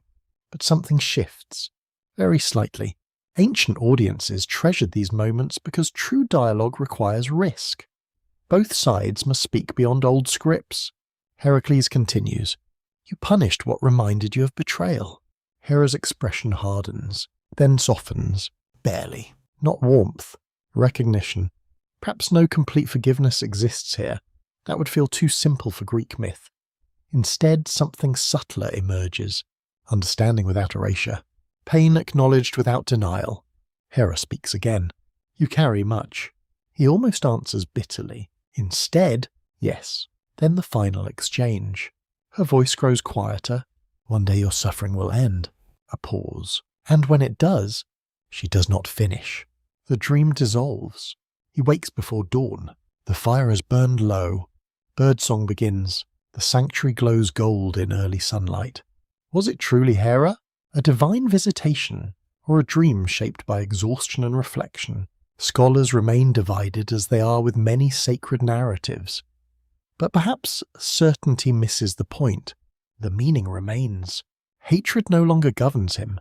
That alone changes everything. He rises. Something inside feels lighter. Not healed completely, but loosened. Ancient Greek audiences would understand this as transition. The external labours ended with Cerberus. The internal labour of hatred ends here. Yet peace remains temporary. Because another truth approaches, Heracles' legend is no longer merely personal. The Greeks are beginning to reshape him into symbol, into ritual, into story, into something larger than a man. And once a human becomes myth, he belongs partly to everyone. Long after the last monster was faced and the last river of the underworld was crossed, the story of Heracles does not remain locked in the life of one man. It begins to move outward like smoke from a sacred fire spreading across valleys, islands, and cities. In marketplaces, in temple courtyards, in the shaded spaces of gymnasiums, where young men train their bodies and minds, the labours are spoken again and again, not as history, not as biography, but as something larger, something shared. You can almost hear it in the rhythm of ancient speech. A storyteller stands near a flickering fire. Night has fallen. The sea wind carries salt through the air. People gather close, wrapped in cloaks, listening not only for entertainment, but for meaning. In those moments, Heracles is no longer distant. He is present, walking beside them through memory. Each labour becomes a fragment of understanding. The lion teaches confrontation with fear that cannot be wounded from afar. The hydra teaches that some problems multiply when attacked without wisdom. The sacred hind of Artemis teaches restraint, reverence, and the danger of violating what belongs to the divine. The boar of Erymanthus teaches endurance under harsh natural force. The stables of Augeas teach that corruption is not always destroyed by strength, but redirected by intelligence. The birds of Stymphalia teach that unseen danger must be revealed before it can be faced. The bull of Crete shows that divine gifts once refused or misused become chaos in the world of mortals. And so it continues. Each labour is not only action but lesson. Yet ancient Greeks did not always separate myth from lived reality as sharply as modern readers might. Archaeological findings suggest that storytelling often functioned as education, moral reflection, and shared identity. When Heracles cleaned Augeas' stables, listeners did not only imagine filth, they thought about governance, responsibility, neglect, and renewal. When he faced Cerberus, they did not only imagine a beast, they considered mortality itself. In this way, the labours became mirrors. Different audiences saw different reflections. A farmer might hear endurance. A soldier might hear courage. A ruler might hear warning. A grieving parent might hear survival after loss. And so the myth expanded beyond itself. In some cities, Heracles becomes protector. Shrines appear along roads where travellers pray for strength and safe passage. Small altars carry offerings of bread, wine, and oil. In others, he becomes ancestor of heroes, a figure who bridges mortal and divine. In yet others, he's invoked in athletic contests, his name spoken before wrestling matches and races as a symbol of disciplined struggle. Ancient Greeks were careful not to reduce him to a single meaning, because Heracles contained contradiction, violence and restraint, madness and clarity, punishment and redemption, mortality and something approaching divinity. Even scholars of later centuries continue to debate what the labours mean. Some suggest they reflect early Indo-European mythic structures where heroes conquer chaos embodied as beasts. Others see political allegory encoding ideas about kingship, order, and civilization. Another interpretation suggests psychological symbolism, where each labour represents internal struggle within the human condition. None of these interpretations fully cancel the others. That is part of the myth's strength. You walk through a Greek sanctuary at dusk. Stone steps are warm from the day's sun. The scent of laurel and burning resin lingers in the air. A priest pours oil onto a small flame. Shadows lengthen across marble columns. And somewhere nearby a storyteller begins again. Do you know he says softly why Heracles suffered? Silence gathers. Then the answer begins, not as certainty, but as exploration, because the Greeks often preferred layered truth over single explanation. Heracles suffered, some say, because gods and mortals are entangled in ways neither fully controls. Others say suffering itself was necessary for transformation, that without pain there is no refinement of character. Others still say the labours were punishment not for Heracles alone, but for a world that produces both violence and heroism. And yet beneath all interpretation, one idea remains consistent across centuries. The hero is not defined by perfection, he is defined by persistence. Even modern archaeological research studying vase paintings, temple inscriptions, and regional variations of Heracles' cult suggests something important. His image was not fixed. It evolved with each region, each century, each storyteller.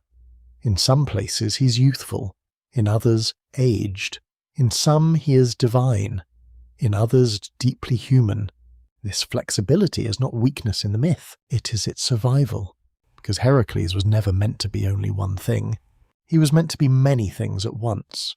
As night deepens in the storytelling circle, the voice of the narrator softens. Children may already be asleep nearby. Adults lean back against stone walls or wooden benches, letting the rhythm of the story settle into them, like warmth from a fire. And so the storyteller says when you hear the name Heracles, you're not only hearing about a man who killed monsters, a pause, you're hearing about what it means to continue. The wind moves through olive branches. Somewhere a dog barks in the distance.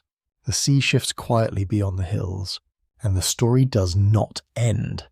Because myth never truly ends. It changes shape depending on who is listening. And in another place, in another time, someone else will begin again with a lion, a serpent, a mad king, and a man who refused to stop walking even when the path became impossible. Heracles does not remain only a story told by firelight. Over time, he becomes something more enduring, more embedded into the physical and spiritual landscape of Greece itself. You begin to see his presence not just in myths, but in stone, in ritual, in daily gestures of devotion. Across ancient Greece, sanctuaries rise in his name. Small shrines appear along roads where travellers pause to leave offerings. Wrestlers invoke him before matches. Sailors whisper his name before setting sail into uncertain waters. Even farmers facing storms or drought sometimes call upon him quietly as they work the land. The transformation is subtle at first. A hero remembered becomes a hero invoked. A man becomes a protective presence. In some cities, Heracles is honoured not as distant myth, but as guardian of thresholds, gates, borders, crossings, places where uncertainty gathers. Ancient Greeks often placed him near boundaries for this reason. He was the one who had crossed every boundary imaginable, life and death, earth and underworld, human and divine strength. It felt natural that he should stand at the edges of human experience. You stand now in imagination before a small countryside shrine, white stone worn smooth by time, olive trees casting shifting shadows, the smell of incense drifting through warm air. A simple carving of Heracles stands there, lion skin draped over shoulders, club resting calmly at his side. Not violent now, protective, watchful. A traveller passes and pauses. He does not pray for victory. He prays for endurance. This shift matters, because in earlier mythic storytelling, Heracles was often invoked for overcoming monsters. But in lived religion, he becomes something more intimate. People do not only ask to defeat enemies, they ask for strength to endure illness, hardship, grief, labour, and uncertainty. In that sense, Heracles moves closer to ordinary human life. Archaeological evidence supports this gradual integration. Inscriptions across Greece and later the wider Mediterranean show dedications to Heracles in military camps, athletic arenas, marketplaces, and rural sanctuaries.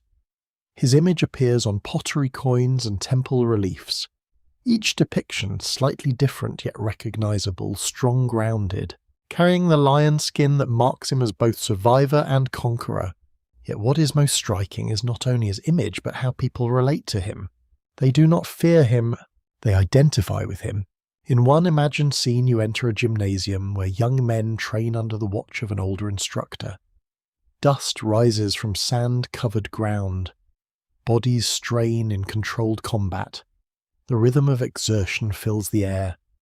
Before training begins, one student quietly invokes Heracles, not as distant god, but as model, someone who endured impossible trials and still continued forward. Ancient Greek education valued this deeply. Myth was not separate from formation of character. It shaped expectations of courage, discipline, restraint, and perseverance. Heracles, more than most, figures embodied contradiction, violent yet controlled suffering, yet enduring, human yet approaching divinity. And so he becomes teacher without speaking. Another layer of transformation occurs in art. On painted pottery, Heracles appears at different moments of his life. Wrestling the lion, binding the bull, holding the sky for Atlas. Each image freezes motion into symbol. Vase painters interpret his story visually, sometimes emphasizing brutality, sometimes calm intelligence. Scholars continue to study these variations because they reveal how myth adapts to cultural mood. In times of war, he appears more aggressive. In times of stability, more reflective. Even architecture carries his presence. Gateways carved with his likeness. Columns adorned with scenes of his labours. Public spaces subtly framed by his narrative. In a sense, Heracles becomes part of the structure of Greek identity itself. But beneath all this cultural expansion lies a quieter truth. People do not only admire his strength, they remember his suffering. A shepherd in Arcadia may not recount every labour. A merchant in Corinth may not recall each mythic detail, but they remember the idea that endurance has meaning, that pain can be survived, that even overwhelming burden does not necessarily end in destruction. This emotional core is what sustains him across centuries. At night, in a small coastal village, an elder storyteller speaks again. Children gather closer than before. The wind carries salt from the sea. Lantern light flickers across faces. And what became of Heracles after all his labours, a child asks. The storyteller smiles slightly. He became remembered, he says. A pause. And memory, he continues softly, is another kind of immortality. Silence follows. Waves move gently against shore. Stars emerge one by one above dark water. The story has shifted again. No longer only about deeds. Now about meaning carried forward. And somewhere beyond story. Beyond stone and ritual, beyond even prayer. Heracles continues to exist not as a single moment in time, but as something shaped endlessly by those who remember him. By now, Heracles no longer belongs only to the world of living men. Even in his own lifetime, something has already begun to separate him from ordinary existence.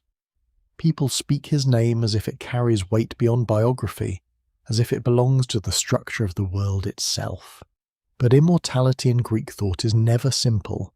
It is not only blessing, it is transformation. And transformation always comes with cost. As Heracles moves through Greece after the labours, he begins to notice something subtle. People no longer look at him only as a man. They look at him as a measure, a standard, a comparison against which other lives are judged.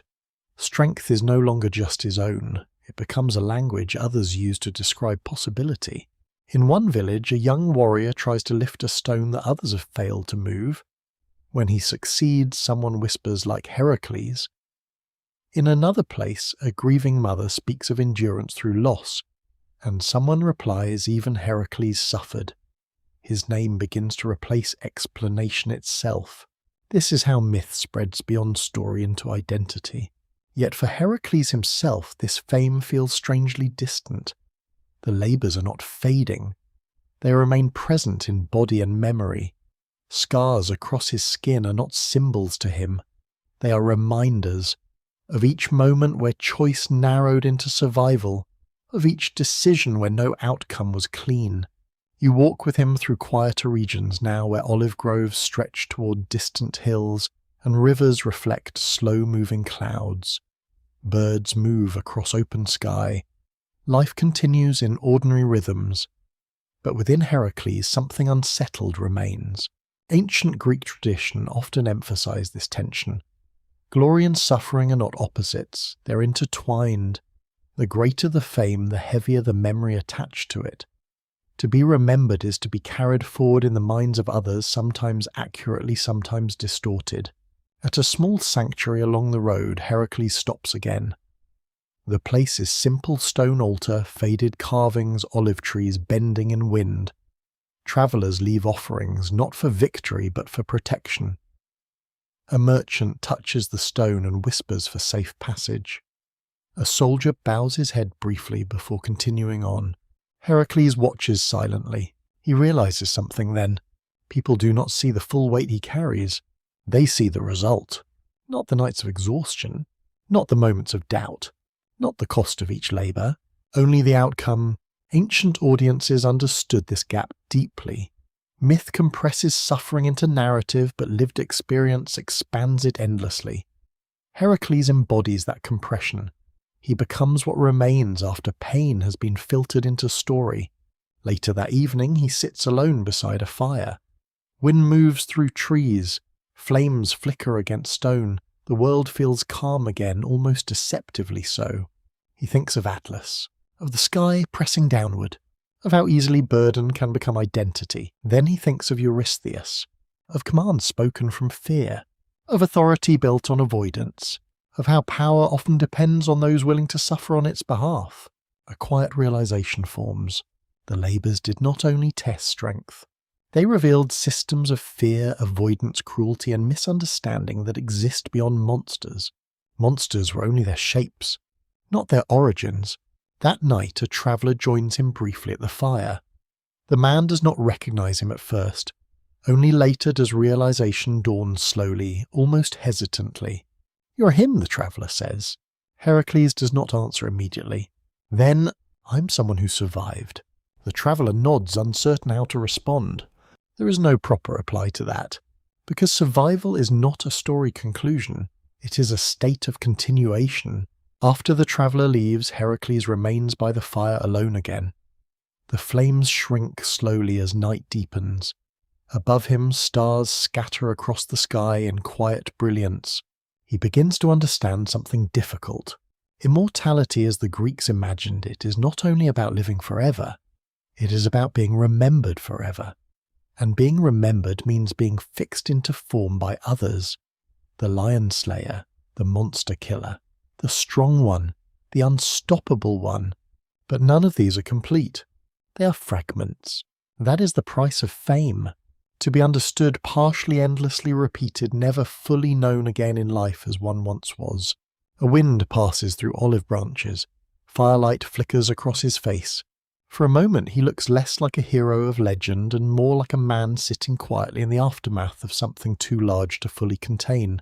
Far away in the stories told by others, he will continue to grow. Shrines will multiply, images will shift, poets will reinterpret him, philosophers will debate him, generations will reshape him. But here in this moment there is only silence, only breath, only memory, and the realization that even victory leaves something unfinished inside the one who carries it. Time moves differently in the final chapter of Heracles' life. It no longer feels like a sequence of labours or journeys, but something slower, heavier, as if existence itself has begun to settle into its final shape. The wars are behind him now, not in the sense that they are forgotten, but in the sense that nothing more is required of him. The world no longer sends monsters. Kings no longer issue impossible commands.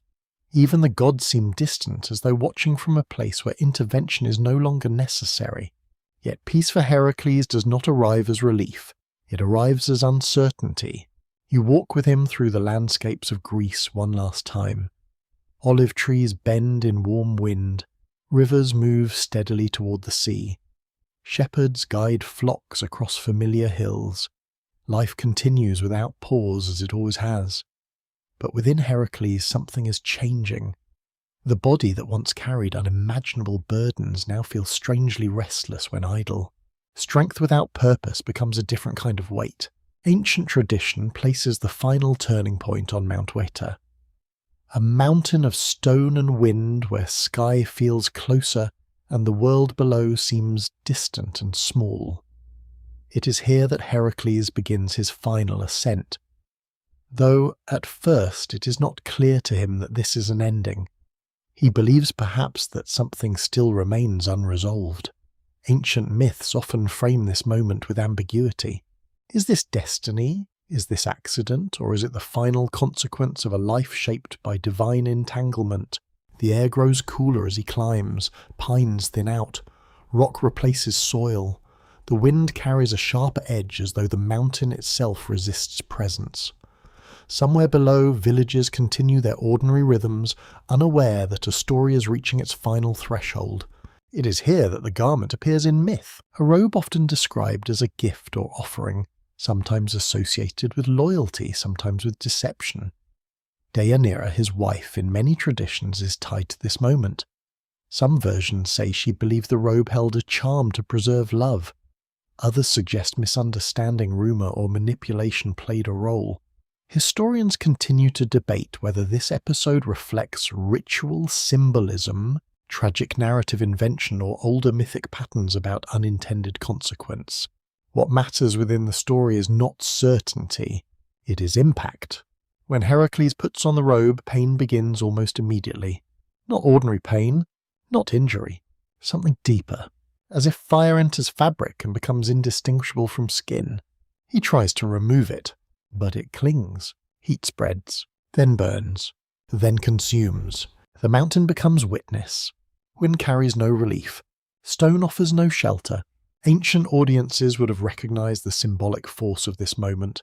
The hero who endured lions, hydras, bulls, and death itself now confronts suffering that cannot be fought, only endured.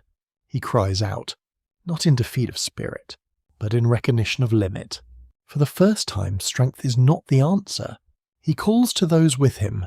Some companions attempt to help, some flee, some can do nothing but watch. The fire of the robe is described in myth not as simple flame but as a force that binds and destroys simultaneously. Heracles moves slowly upward. Each step becomes effort. Each breath becomes heavier. He understands perhaps more clearly than ever before that this is not a battle he can win in the way he has won others. At the summit of Mount Oeta he pauses. The sky above is vast and open. Clouds drift slowly across high blue. The world below stretches endlessly distant and indifferent. He looks out, and memory returns. Not of monsters, not of kings, but of everything between, of choices, of suffering, of endurance, of moments when continuing was the only possible act of meaning. Ancient tradition differs on exact details of what follows. Some say he builds a funeral pyre himself. Others say companions do so reluctantly. Some say divine intervention ensures completion. But all versions converge on one truth. Heracles accepts what is coming. The fire is lit. Flames rise. Wood crackles. Smoke climbs into sky. The mountain holds silence around him as if even nature recognizes transition. As the fire grows, something within him changes again. Not destruction, not disappearance. Something closer to release. Ancient Greek thought often framed this moment not as simple death, but as transformation from mortal suffering into divine existence, from labour into permanence, from struggle into memory that no longer hurts. The flames rise higher. Wind carries sparks into twilight. And as the fire consumes what remains of mortal Heracles, the boundary between pain and resolution begins to dissolve. What is left is no longer only the man who suffered.